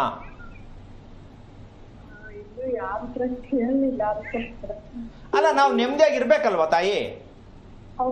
ಮತ್ತೆ ಆರೋಗ್ಯವಾಗಿ ನೆಮ್ಮದಿಯಾಗಿಲ್ಲ ಅಂದರೆ ಯಾತಕ್ಕೆ ಬದುಕು, ಯಾತಕ್ಕೆ ಮದುವೆ, ಯಾತಕ್ಕೆ ಮಕ್ಕಳು, ಯಾತಕ್ಕೆ ಪ್ರಪಂಚ ಬೇಕಾಗುತ್ತೆ? ಸ್ವಲ್ಪ ಯೋಚನೆ ಮಾಡು. ನಿಮ್ಮಂಥ ಓದದ ಮಕ್ಕಳು ಇಷ್ಟೊಂದು ಆಧುನಿಕ ಪ್ರಪಂಚದಲ್ಲಿ ಏನೇನೋ ಕಂಡಿಡಿದು ಬಿಡ್ತಾ ಇದ್ದೀವಿ, ಏನೆಲ್ಲ ತಿನ್ನೋದೆಲ್ಲ ಮಾಡ್ತಾ ಇದ್ದೀವಿ. ಆದರೆ ನಮ್ಮ ದೇಹಕ್ಕೋಸ್ಕರವಾಗಿ ನೆಮ್ಮದಿಯಾಗಿರೋದಕ್ಕೆ ಯಾರ ಕೈಲೂ ಏನು ಕಂಡುಹಿಡಿಯೋಕ್ಕಂತೂ ಆಗಿಲ್ಲ, ಆಗೋದೂ ಇಲ್ಲ. ಅದನ್ನು ನಾವು ಹಂಗೆ ಅವ್ರ ಹಿಂದೆನೇ ನಾವು ಹೋಗ್ಬಿಟ್ರೆ, ನಾವು ತೀರ್ಮಾನ ಮಾಡಬೇಕು, ನನ್ನ ಹುಟ್ಟಿಗೆ ಮೂಲ ಕಾರಣ ತಂದೆ ತಾಯಿ ಆಗಿರ್ತಾರೆ. ಆದರೆ ನಮ್ಮ ದೇಹದ ರಿಪೇರಿ ನಾವೇ ಮಾಡ್ಕೋಬೇಕು, ನಾವೇ ತಿಳ್ಕೋಬೇಕು ಅನ್ನೋ ಸತ್ಯ ತಿಳ್ಕೊಳ್ಳಮ್ಮ. ನೀನು ಯಾರನ್ನು ನಿಂದಿಸಕೋಬೇಡ, ಯಾರು ನಿಂದಿಸ್ಬೇಡ. ಇದು ನಾನು ತಿಳ್ಕೊಳ್ದೇ ಇರೋ ಅಪರಾಧ ಅಂತ ತಿಳ್ಕೊಂಡು ತೀರ್ಮಾನ ಮಾಡಿ. ನರಸಿಂಹಸ್ವಾಮಿ ದೇವಸ್ಥಾನಕ್ಕೆ ಹೋಗಿದೆಯಾ ಯಾವಾಗಾದರೂ? ಹೇಗನ್ಸುತ್ತೆ ನಿನಗೆ ನರಸಿಂಹಸ್ವಾಮಿ ಹತ್ರ ಹೋಗಿ ನಿಂತ್ಕೊಂಡ್ರೆ? ಅಲ್ವಾ? ಅಂದ್ರೆ ತಿಳ್ಕೋಬೇಕು ಏನು ಅಂದ್ರೆ, ತಂದೆ ವಂಶ, ನಿಮ್ಮ ತಂದೆಯ ವಂಶದಲ್ಲಿ, ನಿಮ್ಮ ತಾಯಿಯ ವಂಶದಲ್ಲಿ, ಎರಡೂ ವಂಶದಲ್ಲೂ ಕೂಡ ಎಡೆ ಹಾಕ್ತಕ್ಕಂಥ ಸಂಪ್ರದಾಯ ಇದೆ, ಹೌದಾ? ಈ ಎಡೆ ಹಾಕೋ ಸಂಪ್ರದಾಯದಲ್ಲಿ ಹುಟ್ಟೋದೆ ನಿಂಬೆಹಣ್ಣು ಬೇಕು, ತಡೆ ಒಡಿಸ್ಬೇಕು, ಯಂತ್ರ ಕಟ್ಟಿಸ್ಕೋಬೇಕು, ದೇವಸ್ಥಾನಕ್ಕೆ ಹೋಗ್ಬೇಕು, ದಿನಕ್ಕೊಂದು ದೇವಸ್ಥಾನಕ್ಕೆ ಹೋಗ್ಬೇಕು, ದಿನಕ್ಕೊಂದು ಮಂತ್ರ ಹೇಳಬೇಕು. ಈ ಥರ ವಿಚಿತ್ರವಾದ ನಕ್ಷತ್ರ ಸ್ವಾತಿ ನಕ್ಷತ್ರ. ಇದನ್ನ ಪಾಪ ಗಣಪಂಡಿತರುಗಳು ಕೆಲವರು ನರಸಿಂಹಸ್ವಾಮಿ ನಕ್ಷತ್ರ ಭಾರಿ ಒಳ್ಳೆಯದು ಅಂತೇಳಿ ಬಾಯಿ ಮುಚ್ಚಿಸಿ ತಲೆ ಮೇಲೆ ಕಲ್ಲು ಒರೆಸಿ ದುಡ್ಡು ಈಸ್ಕೊಂಡು ಕಳಿಸ್ಬಿಡ್ತಾರೆ. ಅಪ್ರಾಣೆ ಅಲ್ಲ. ಸ್ವಾತಿ ನಕ್ಷತ್ರ ಕುಟುಂಬಕ್ಕೆ, ದೇಹಕ್ಕೆ ವಿಚಿತ್ರವಾದ ಹಿಂಸೆ ಕೊಡ್ತಕ್ಕಂಥ ನಕ್ಷತ್ರ. ಏನಕ್ಕೆ ಅಂದರೆ, ಹಿರಿಯರಿಂದ ಯಾವುದೇ ರೀತಿಯ ಆಶೀರ್ವಾದಗಳು ಸಿಕ್ಕಿಲ್ಲ, ಸಿಗೋದು ಇಲ್ಲ. ಅದಕ್ಕೆ ಹೊಂದಾಣಿಕೆ ಯಾರ ಜೊತೆನೂ ಆಗಲ್ಲ. ಲವ್ ಮದುವೆ ಮಾಡ್ಕೊಂಡ್ರು ಅಷ್ಟೇ, ಅರೇಂಜ್ ಮದುವೆ ಮಾಡ್ಕೊಂಡ್ರು ಅಷ್ಟೇ, ಮದುವೆ ಮಾಡ್ಕೊಳ್ಳದೆ ಇದ್ರೂ ಅಷ್ಟೇ. ಏನೇ ನೀನು ಹೇಗೆ ಥರ ಇದ್ರೂ ಕೂಡ ನಿನ್ನ ಜೀವನ ಹೇಗೆ ಆರಿಸ್ಕೊಂಡ್ರು ನಿನ್ಗೆ ನೆಮ್ಮದಿ ಸಿಗಲ್ಲ. ಅದಕ್ಕೆ ನೀನು ಮನೆ ಅಳತೆ ಗೊತ್ತಾಗಿದೆಯಮ್ಮ? ನೀವಿರೋ ಮನೆದು? ನಾವೀಗ ಬಾಡಿಗೆ ಮನೆಯಲ್ಲಿ. ಓಕೆ, ಎಷ್ಟು ವರ್ಷದಿಂದ ಇದೆಯಾ? ತಾಯಿ ಮನೆಯಲ್ಲಿ ಇರೋದು. ಓಕೆ, ಆಯ್ತಮ್ಮ. ನಿಮ್ಮ ತಾಯಿ ಮನೆ ಅಳತೆ ಗೊತ್ತಿದೆಯಾ? ಅಂದ್ರೆ ಊರಲ್ಲಿ ಸ್ವಂತ ಮನೆ ಇದೆ, ಅದು 30-40 ಸೈಟು. ಅಲ್ಲ, ಸೈಟ್ ಅಷ್ಟಲ್ಲಮ್ಮ, ಮನೆ ಎಷ್ಟು ಕಟ್ಟಿದ್ರೆ ಅದೊಂದು ಅಳತೆ ಕೊಟ್ರೆ ಇಡೀ ನಿಮ್ಮ ಕುಟುಂಬದ ಕತೆ ಗೊತ್ತಾಗತ್ತೆ. ಮನೆ ಕಟ್ಟಿರೋದು ಒಳ ಅಳತೆ, ಪೂರ್ವ ಪಶ್ಚಿಮ ಉತ್ತರ ದಕ್ಷಿಣ ಒಳ ಅಳತೆ ಕೊಟ್ಟರೆ ನೀನು ಎಲ್ಲೇ ಇರು, ನಿಮ್ಮ ಕಟ್ಟಿರೋ ಮನೆ ನಿಮಗೆ ಯಾವ ಮಟ್ಟಕ್ಕೆ ತಿರುಗಿಸುತ್ತೆ ಅಂತ ಅಲ್ಲಿ ಗೊತ್ತಾಗತ್ತೆ. ಇದನ್ನು ನೀನು ಸ್ಕ್ರೀನ್ ಮೇಲೆ ಬರ್ತಾ ಇರ್ತಕ್ಕಂಥ ನಂಬರ್ಗೆ ಫೋನ್ ಮಾಡಿ ವಿಷಯ ತಿಳಿಸು, ಅಳತೆ ಕೊಡು, ನಿನ್ನ ಬಗ್ಗೆ ನೀಟಾಗಿ ತಿಳ್ಕೊ. ಏನೂ ಆಗಿಲ್ಲ, ಯಾವುದ್ರ ಬಗ್ಗೆ ಯೋಚನೆ ಮಾಡಬೇಡ, ಬೇರೆಯವ್ರನ್ನೇ ನಿಂದನೆ ಮಾಡಬೇಡ. ನಾನು ತಿಳ್ಕೊಂಡು ಸರಿ ಹೋಗ್ತೀನಿ, ಅಷ್ಟು ಪ್ರಯತ್ನ ಮಾಡ್ತಾಯಿ. ಒಳ್ಳೇದಾಗಲಿ. ಓಕೆ, ಧನ್ಯವಾದ ಕರೆ ಮಾಡಿದ್ದಕ್ಕೆ. ಎಸ್ಸಿನ ವೀಕ್ಷಕರೇ, ನೀವು ಕೂಡ ಗುರುಗಳ ಹತ್ರ ಮಾತಾಡಬಹುದು. ಟಿವಿ ಸ್ಕ್ರೀನ್ ಮೇಲೆ ಲಭ್ಯ ಇರುವಂತಹ ನಂಬರ್ಸ್ಗೆ ಕರೆ ಮಾಡಿ. ವಿರಾಮದ ಬಳಿಕ ಆರೋಗ್ಯ ರಹಸ್ಯ ಕಾರ್ಯಕ್ರಮಕ್ಕೆ ಮತ್ತೊಮ್ಮೆ ಸ್ವಾಗತ. ಗುರೂಜಿ, ಇನ್ನು ಶಕ್ತಿಯುತ ಮನೆ ಯಾವುದು ಅಂತ? ಈಗ ಮನೆಯಲ್ಲಿ ಶಕ್ತಿ ಹೇಗೆ ತಂದ್ಕೊಳ್ಳೋದು ಅಂತ ಕೆಲವರಿಗೆ ಪ್ರಶ್ನೆ ಆಗತ್ತೆ. ಹಾಗಾದ್ರೆ ನಾವು ಕಟ್ಟಿರೋ ಮನೇಲಿ ಶಕ್ತಿ ಇಲ್ವಾ? ಈಗ ಇಲ್ಲಿ ದೊಡ್ಡ ವಿಶೇಷವಾದ ಪ್ರಶ್ನೆ ಏನಂದ್ರೆ, ಶಕ್ತಿ ಅಂದ್ರೆ ಏನು? ಮನೆಗೆ ಶಕ್ತಿ, ಮನೆಯಲ್ಲಿ ಶಕ್ತಿ ಹೇಗೆ ತಗೋಬೇಕು? ಹಾಗಾದ್ರೆ ಭೂಮಿ ಏನಾಗಾದ್ರೆ ಭೂಮಿಲಿ ಶಕ್ತಿ ಇಲ್ವಾ? ಆದರೆ ಈ ಎರಡು ವಿಚಾರಗಳನ್ನ ಕರೆಕ್ಟಾಗಿ ಗಮನಿಸ್ಕೋಬೇಕು. ಈ ಭೂಮಿ ಮೇಲೆ ನಾವು ಮನೆ ಕಟ್ತಾ ಇದ್ದೀವಿ, ಮೊದಲಿಂದ ಕಟ್ಕೊಂಡು ಬಂದಿದ್ದೀವಿ, ಹೌದಾ? ಇದಕ್ಕೆ ಉತ್ತರ ತುಂಬ ಸರಳ. ನಿಮ್ಮ ಅಪ್ಪ ನಿಮ್ಮ ತಾತ ಆ ಕಾಲದಿಂದ ನೋಡ್ಕೊಂಡು ಬನ್ನಿ, ಎರಡೆರಡು ಮದುವೆ ಆಗಿರೋದು, ಊರ್ ಬಿಟ್ಟು ಹೋಗಿರೋದು, ಆತ್ಮಹತ್ಯೆ ಮಾಡ್ಕೊಂಡಿರೋದು ನಡೀತಾನೆ ಇದೆ, ಹೌದಾ? ನೀವು ಭೂಮಿ ಮೇಲೆ ಮನೆ ಕಟ್ತಾ ಇರೋದು ಸತ್ಯಾನೇ. ಆದ್ರೆ ನಿಮ್ಮ ಮನೆಯ ಕುಟುಂಬದ ವಿಚಾರದಲ್ಲಿ ಎಷ್ಟರ ಮಟ್ಟಿಗೆ ನೆಮ್ಮದಿಯನ್ನ ನಿಮ್ಮ ತಂದೆ ಪಡೆದ್ರು, ಅವ್ರ ತಂದೆ ಪಡೆದ್ರು, ಅವ್ರ ತಂದೆ ಪಡೆದ್ರು, 3 ತಲೆಮಾರು ತಗೊಳ್ಳಿ ಸಾಕು, ಜಾಸ್ತಿ ಬೇಡ. ಅವರೆಲ್ಲ ಕಟ್ಟಿರೋ ಮನೆಯಲ್ಲಿ ಅವ್ರು ಸತ್ತಿರುವಂತ ಸಾವು, ಆ ಸಂದರ್ಭಗಳು, ಎಷ್ಟು ಹಿಂಸೆ, ಇದೆಲ್ಲ ತಿಳ್ಕೊಂಡು ನೀವು ನಮ್ಮ ಅಪ್ಪ ಕಟ್ತಾ ಅಂತ ನೀವು ಸೈಟ್ ತಗೊಂಡು ಡೈರೆಕ್ಟಾಗಿ ಮನೆ ಕಟ್ಟಿಬಿಟ್ರೆ ಎಲ್ಲಿಂದ ಮನೆಗೆ ಶಕ್ತಿ ಸಿಕ್ಕತ್ತೆ? ಶಕ್ತಿ ಸಿಗೋದು ಹೇಗೆ ಅಂದ್ರೆ, ನೀವು ತೆಗೆದುಕೊಂಡಿರುವ ನಿವೇಶನದಲ್ಲಿ ಶಕ್ತಿ ಇಲ್ಲ, ಸತ್ತಿರುತ್ತೆ. ಯಾವುದೇ ನಿವೇಶನ, ಯಾವುದೇ ಏರಿಯಾದಲ್ಲಿ, ಯಾವುದೇ ಊರಲ್ಲಿ, ಯಾವುದೇ ಪ್ರದೇಶದಲ್ಲಿ ತೆಗೆದುಕೊಂಡಿರುವ ನಿವೇಶನ ಸತ್ತಿದೆ. ಯಾಕೆ ಅಂದ್ರೆ ಭೂಮಿಯಲ್ಲಿ ಒಂದು ಶಕ್ತಿಯನ್ನು ನಾವು ಗಮನಿಸ್ಕೋಬೇಕು. ಮನುಷ್ಯನಿಗೆ ಇರ್ತಕ್ಕಂಥದ್ದು ವಾತ, ಪಿತ್ತ, ಕಫ, ಇದು 3 ಗೊತ್ತಿರೋದು. ಏನು ಮನುಷ್ಯನಲ್ಲಿ ಇದೆ ಅಂತ, ಹೌದಾ? ನಿಜವಾಗಲೂ ಹೇಳ್ತೀನಿ, ಮನುಷ್ಯನಿಗೆ ಈ 3 ಬೇಕು, 3 ಬೇಕು. ಆದ್ರೆ ಮನುಷ್ಯರಿಗೆ ಹೇಳ್ತಾರೆ ನಿನಗೆ ವಾತ ಪಿತ್ತ ಜಾಸ್ತಿ ಇದೆ ಅಂತ ಹೇಳ್ತಾರೆ, ಇಲ್ಲ ವಾತ ರೋಗ ಜಾಸ್ತಿ ಇದೆ ಅಂತ ಹೇಳ್ತಾರೆ, ಇಲ್ಲ ಕಫ ಜಾಸ್ತಿ ಇದೆ ಅಂತ ಹೇಳ್ತಾರೆ. ಹೊರತು ಜಾಸ್ತಿ ಏನಕ್ಕಾಯ್ತು ಅಂತಕ್ಕಂಥದ್ದು ಆ ಮನೆಯಲ್ಲಿ ಈ 3 ಸತ್ಯ ಇರುತ್ತೆ. ಏನು ಉದಾಹರಣೆ?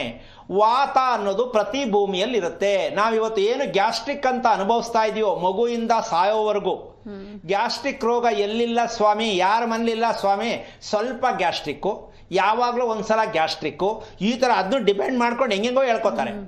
ಈ ಗ್ಯಾಸ್ಟ್ರಿಕ್ಗೆ ವಾತರೋಗ ಅಂತಾರೆ. ಪ್ರತಿ ಭೂಮಿಯಲ್ಲೂ ವಾತರೋಗ ಇರುತ್ತೆ. ಅದನ್ನು ಹೆಂಗೆ ರಿಪೇರಿ ಮಾಡೋದು ಅಂದರೆ, ಮನೆಯ ಫೌಂಡೇಶನ್ ಕಟ್ಟಡದ ಎತ್ತರ ಎಷ್ಟು ನೀವು ಎತ್ತರ ಮಾಡ್ತೀರಾ, ಭೂಮಿಯಿಂದ ಕಟ್ಟಡದ ಎತ್ತರ ಎಷ್ಟಿರುತ್ತೆ, ಆ ಎತ್ತರಕ್ಕೆ ಎಷ್ಟು ಅಂತರ ಬೇಕಾಗತ್ತೆ, ಅದರ ಒಳಗಡೆ ಏನೆಲ್ಲ ಫಿಲ್ ಮಾಡಬೇಕಾಗತ್ತೆ, ಇದು ನಿಮ್ಮ ಮನೆಗೆ ಕೊಡುವಂಥ ಶಕ್ತಿ. ಆ ಭೂಮಿಯಲ್ಲಿ ಇರುವ ಮಣ್ಣಿನಲ್ಲಿ ಶಕ್ತಿ ಇರಲ್ಲ. ನಮ್ಮ ದೇಹದಲ್ಲೂ ಕೂಡ ಆ ಶಕ್ತಿಯುತವಾದ ಆರೋಗ್ಯ ಇರಲ್ಲ. ಆ ಮನೆಗೆ ನಾವು ತುಂಬಿದಾಗ ಇಡೀ ಕುಟುಂಬಕ್ಕೆ ಶಕ್ತಿಯನ್ನು ಕೊಡ್ತಕ್ಕಂಥದ್ದು ಮನೆಯಲ್ಲಿರುತ್ತೆ. ಅಮ್ಮ, ಆ ಡ್ರಂಪಲ್ಲಿ ಇವಾಗ ನಾವು ಹಂಡೆಲ್ ನೀರು ತಗೊಂಡು ಎಲ್ಲರೂ ಕುಡಿತೀವಿ, ಹೌದಾ?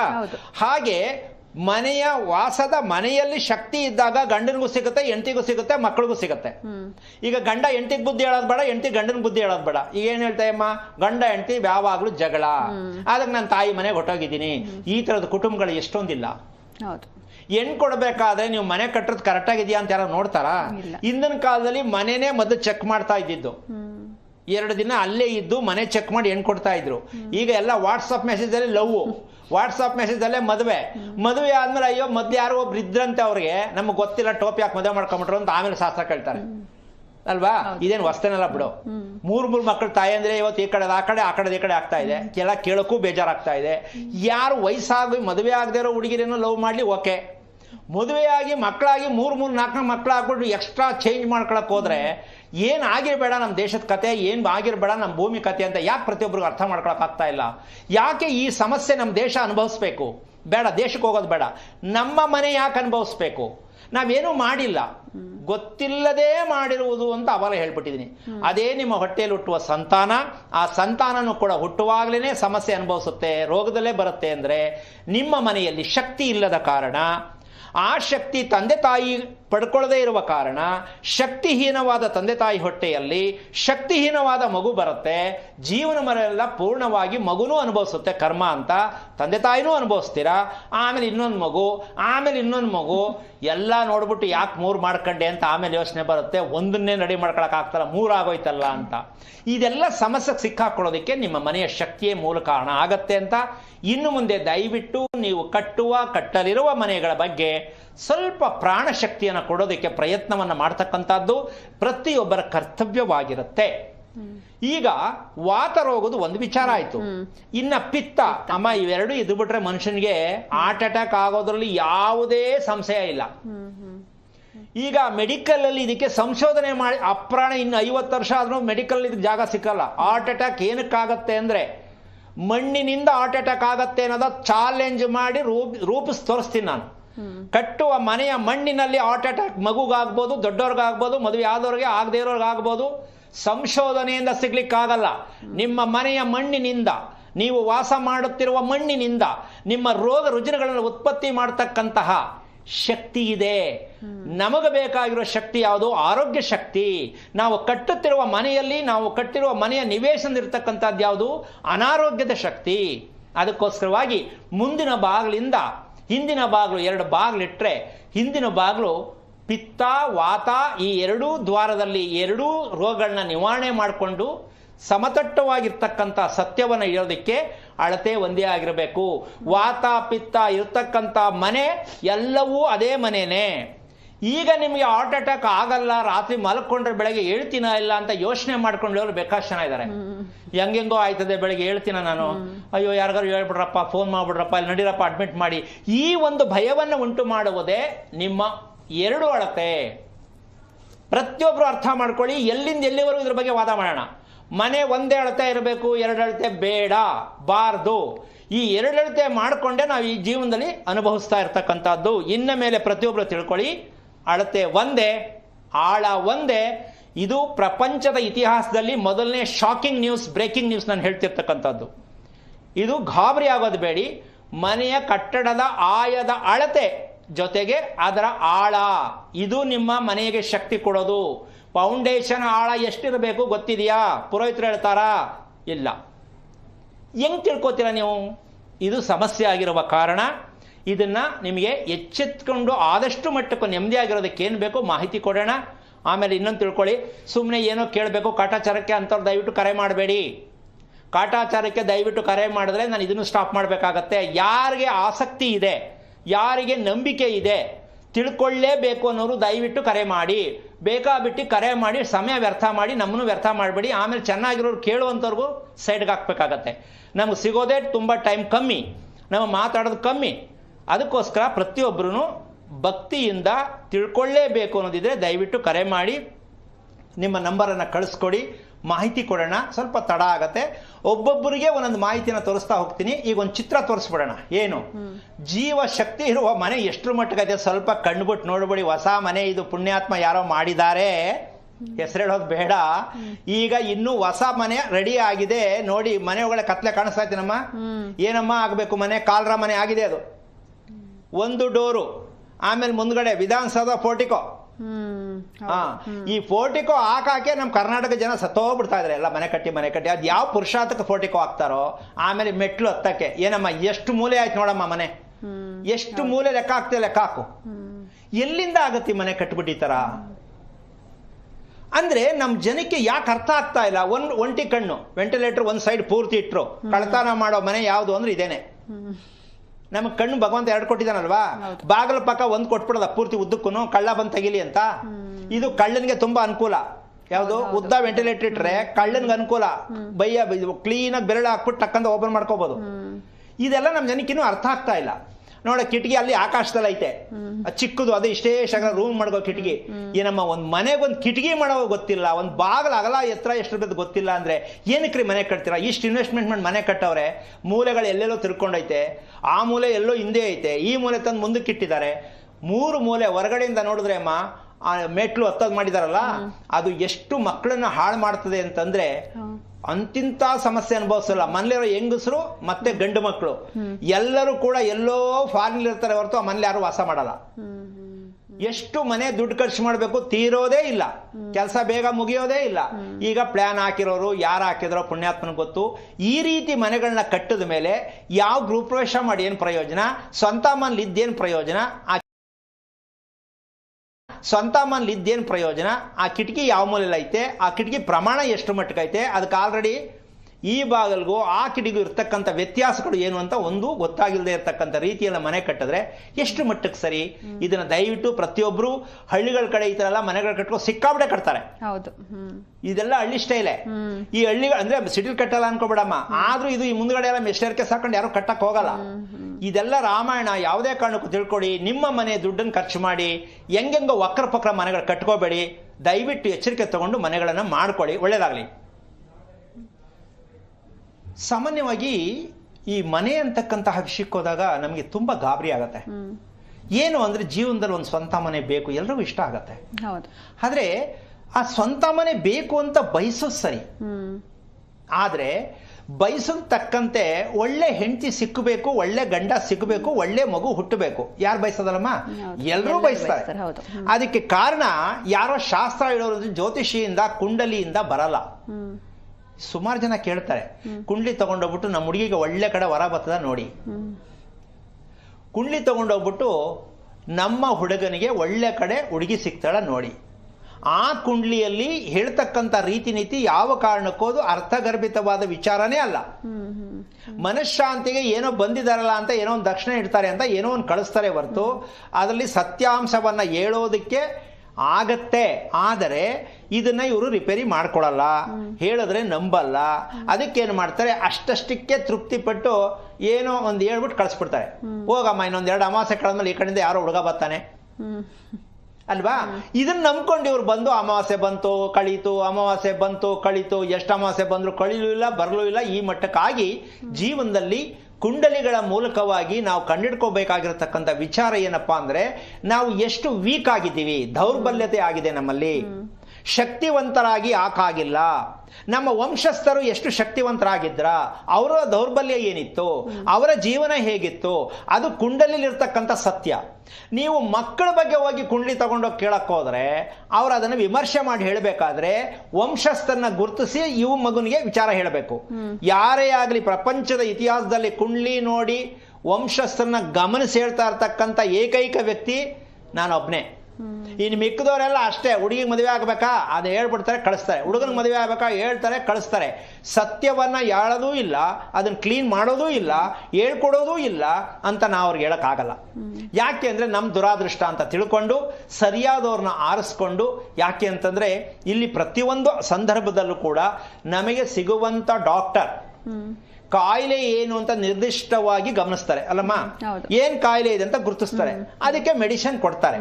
ಹಾಗೆ ನೀವು ನಿಮ್ಮ ಕುಂಡಲಿನ ತಗೊಂಡೋಗಿ ತೋರಿಸಿದಾಗ ನಿರ್ದಿಷ್ಟವಾದ ಕಾರಣ ಯಾವುದು ಅಂತ ಕುಂಡಲಿಯಲ್ಲಿ ಹೇಳಿದಾಗ ಮಾತ್ರ ಅವರು ಜ್ಞಾನವಂತರು. ನಿರ್ದಿಷ್ಟವಾದ ಕಾರಣ ಹೇಳಬೇಕು. ನಿಮ್ಮ ಕುಟುಂಬದಲ್ಲಿ ಈ ರೀತಿಯಾಗಿ ತೊಂದರೆ ಆಗಿದ್ದ ಕಾರಣ ಈ ಮಗು ಈ ರೂಪದಲ್ಲಿ ಈ ನಕ್ಷತ್ರದಲ್ಲಿ ಬಂದಿದೆ ಅಂತ ಅವ್ರು ಹೇಳಿದ್ರೆ ಅದು ನಿಜವಾದ ಶಾಸ್ತ್ರ ಆಗತ್ತೆ. ಅಪ್ರಾಣೆ ಯಾರು ಹೇಳಲ್ಲ. ಅದು ಗೊತ್ತಾಯ್ತೋ ಇಲ್ಲೋ ನನಗೆ ಗೊತ್ತಿಲ್ಲ, ನಾನು ಹೇಳಕ್ಕಾಗಲ್ಲ. ಅದು ನಿಮ್ಮ ದುರಾದೃಷ್ಟ. ಸಿಕ್ಕದವ್ರನ್ನೆಲ್ಲ ಆರಿಸ್ಕೊಂಡ್ರೆ ಎಲ್ಲ ಡಾಕ್ಟ್ರು ಬೋರ್ಡ್ ಹಾಕವ್ರೆ ಅಂತ ಎಲ್ಲ ಕಡೆ ಹೋಗ್ಬಿಟ್ಟು ಎಲ್ಲ ಡಾಕ್ಟರ್ ಹತ್ರ ಹೋದೆ ಅಂತ ಸುಳ್ಳು ಹೇಳಕ್ ಹೋಗ್ಬೇಡಿ. ಯಾಕೆ ಅಂದ್ರೆ ಯಾವ ಡಾಕ್ಟರ್ ಅವರು ನೋಡ್ಕೊಂಡು ಹೋಗ್ಬೇಕು ಅಲ್ಲಮ್ಮ. ಎಲ್ಲರೂ ಡಾಕ್ಟರ್ ಅನ್ಬಿಟ್ಟು ಎಲ್ಲೋ ನುಗ್ಬಿಟ್ಟು ಎಲ್ಲ ಹಿಂಗ್ ದುಡ್ಡು ಕಿತ್ಕೊಂಡ್ರು ಅಂತ ದಯವಿಟ್ಟು ಯಾರ ಮೇಲೆ ಅಪವಾದಗಳು ಹಾಕಬೇಡಿ. ಕಾರಣ ಜ್ಯೋತಿಷಿಗಳಾದ್ರೂ ಅಷ್ಟೇ, ಪೂಜೆ ಮಾಡಿಸಿದ್ರು ಒಳ್ಳೇದಾಗ್ಲಿಲ್ಲ ಅನ್ಕೋಬೇಡಿ. ನೀವು ಯಾರನ್ನ ಆರಿಸ್ಕೊಂಡಿದ್ರ ಮೇಲೆ ಡಿಸೈಡ್ ಮಾಡಿ. ನೀವು ಆರಿಸ್ಕೊಂಡಿರೋ ವ್ಯಕ್ತಿ ಅವರಿಂದ ನಿಮ್ಗೆ ಏನು ಸಲಹೆ ಸಿಗ್ತಾ ಇದೆ, ನಿಮ್ಗೆ ರಸ್ತೆ ಸಿಗ್ತಾ ಇದೆಯಾ, ಅದು ಎಸ್ ಅಂದ್ರೆ ಮುಂದಕ್ಕೆ ಹೋಗಿ ಅವ್ರು ಫಾಲೋ ಮಾಡಿ, ಇಲ್ಲ ಕೈ ಬಿಟ್ಬಿಡಿ. ನಾನಾದ್ರೂ ಅಷ್ಟೇ, ಜೀವನ ಪರ್ಯಂತ ಬರೀ ಶಾಸ್ತ್ರ ಕೇಳ್ಕೊಂಡೇ ಬದುಕೋದಲ್ಲ, ಜೀವನ ಪರ್ಯಂತ ಬರೀ ಕುಂಡಲಿಗಳು ಹುಡ್ಕೊಂಡು ಹೋಗೋದೇ ಅಲ್ಲ. ವಿಷಯ ಏನು ಅಂದ್ರೆ ನಮ್ಗೆ ನೇರ ಉತ್ತರ ಬೇಕು. ಕುಂಡಲಿಲಿರ್ತಕ್ಕಂಥ ಮೂಲ ಸತ್ಯ, ನಮ್ಮ ಕುಟುಂಬದ ದೌರ್ಬಲ್ಯ ಯಾವುದು. ದೇವರು ನಂಬಲ್ಲ, ಅದೇ ದೌರ್ಬಲ್ಯ. ಸತ್ತವರಿಗೆ ಯಾವುದೇ ಕರ್ಮಗಳನ್ನ ನಾವು ಮಾಡಿಲ್ಲ, ಅದೇ ದೌರ್ಬಲ್ಯ. ನಮಗೆ ಯಾವುದು ಏಳಿಗೆ ಆಗ್ತಾ ಇಲ್ಲ, ಅದೇ ನಿಮ್ಮ ದೌರ್ಬಲ್ಯ. ಈ ದೌರ್ಬಲ್ಯ ನಿಮ್ಮದಲ್ಲ, ನಿಮ್ಮ ಕುಟುಂಬದ್ದು. ಆ ಕುಟುಂಬಸ್ಥರು ಅನುಭವಿಸಿರೋ ದೌರ್ಬಲ್ಯವ ನಿಮ್ಮ ಮೇಲೆ ಬಂದಿದೆ. ನೀವು ಅದನ್ನು ರಿಪೇರಿ ಮಾಡ್ಕೋಬೇಕು. ನೀವೇನು ಮಾಡ್ತೀರಾ, ಅದು ಸೈಡ್ಗೆ ಇಟ್ಬಿಟ್ಟು ನಾನು ಯಾವ ದೇವ್ರ ಪೂಜೆ ಮಾಡಿದ್ರೆ, ಯಾವ ದೇವಸ್ಥಾನಕ್ಕೆ ಹೋದ್ರೆ ಒಳ್ಳೇದಾಗತ್ತೆ, ಯಾರ ಹತ್ರ ಹೋಗಿ ಕೇಳಿದ್ರೆ ಏನು ಚೆನ್ನಾಗಿರೋದು ಹೇಳ್ಕೊಡ್ತಾರೆ, ಇದು ತಪ್ಪು ಮಾಹಿತಿ. ಇದನ್ನು ಫಸ್ಟು ಪ್ರತಿಯೊಬ್ಬರು ಅರ್ಥ ಮಾಡ್ಕೊಳ್ಳಿ. ನಾವು ಯಾವ ವಿಚಾರವನ್ನು ಯಾರ ಹತ್ರ ನಾವು ಇದನ್ನು ತಿಳ್ಕೋಬೇಕು ಅನ್ನೋದು ಮೊದಲು ಡಿಸೈಡ್ ಮಾಡಿ. ಎಲ್ಲ ಕಡೆ ಬಟ್ಟೆ ಅಂಗಡಿಲಿರೋದೆಲ್ಲ ನೀವು ತಗೊಳಕ್ಕಾಗಲ್ಲ, ಯಾವುದೇ ಒಂದೇ ತಗೊಳ್ಳೋದು. ಹಾಗೆ ನೀವೆಷ್ಟು ಜನ ಪುರೋಹಿತರು ನೋಡ್ಬೋದು, ಎಷ್ಟು ಜನ ಡಾಕ್ಟರ್ಸ್ ನೋಡ್ಬೋದು, ಎಷ್ಟು ದೇವಸ್ಥಾನಗಳು ಪೂಜೆ ಮಾಡಿರ್ಬೋದು, ಎಷ್ಟು ಹರಕೆ ಕಟ್ಟಿರ್ಬೋದು, ಅದೆಲ್ಲ ಮುಖ್ಯ. ನಿಮಗೆ ಯಾವುದು ಒಳ್ಳೆಯದಾಗಿದೆ ಆವಾಗ ನೀವು ಅದರ ಹಿಂದೆ ಹೋಗಿ ನಿಮಗೆ ಕರ್ಕೊಂಡು ಹೋಗುತ್ತೆ. ಅದೇನೆ ನೀವು ಕರ್ಕೊಂಡು ಹೋಗೋದಲ್ಲ, ಅದೇ ನಿಮ್ಮನ್ನು ಕರ್ಕೊಂಡು ಹೋಗಿ. ಇದನ್ನೇ ಸಂಸ್ಕಾರ. ಮದುವೆ ಅನ್ನೋದು, ಮನೆ ಅನ್ನೋದೇ ಮನುಷ್ಯನು ತಿಳಿಬೇಕಾಗಿರ್ತಕ್ಕಂಥ ಅತಿ ಮುಖ್ಯವಾದ ಸಂಸ್ಕಾರ ಯಾವುದು ಅಂದರೆ, ಒಂದು ವಾಸದ ಮನೆ, ಇನ್ನೊಂದು ಮದುವೆ. ಹೆಣ್ಣು ಗಂಡಿಗೆ ಬುದ್ಧಿ ಕಲಿಸುವುದು ಯಾವುದು? ಗಂಡು ಹೆಣ್ಣು ಬುದ್ಧಿ ಕಲಿಸೋದು ಯಾವುದು? ಮದುವೆ. ಇದೇ ಸಂಸ್ಕಾರ. ಅಲ್ಲಿ ಬುದ್ಧಿ ಕಲಿಲಿಲ್ಲ ಹೆಣ್ಣು ಗಂಡು ಅಂದ್ರೆ, ಹೆಣ್ಣು ಗಂಡು ಬುದ್ಧಿ ಕಲಿಸ್ಬೇಕು, ಗಂಡು ಹೆಣ್ಣಿಗೆ ಬುದ್ಧಿ ಕಲಿಸ್ಬೇಕು. ಇದಕ್ಕೆ ಮದುವೆ ಮಾಡೋದು ಅಂತ ನಮ್ಗೆ ಇನ್ನೂ ಗೊತ್ತಾಗಿಲ್ಲ. ವಯಸ್ಸಾಯ್ತು, ಮದುವೆ ಮಾಡ್ಕೋಬೇಕಿತ್ತು, ಮಾಡ್ಕೊಂಡೆ. ಒಂದು ಹೆಂಡತಿ ಬೇಕಿತ್ತು, ಮಾಡ್ಕೊಂಡೆ. ಒಬ್ಬ ಗಂಡ ಬೇಕಿದ್ದು ಸೆಕ್ಯೂರಿಟಿಗೆ ಮಾಡ್ಕೊಂಡೆ. ಈ ತರ ದೌರ್ಬಲ್ಯದಲ್ಲಿ ಆಗ್ತಾ ಇರ್ತಕ್ಕಂಥ ನಮ್ಮ ಪ್ರಾಪಂಚಿಕವಾಗಿ ನಡೀತಾ ಇರ್ತಕ್ಕಂಥದ್ದೇನಮ್ಮ?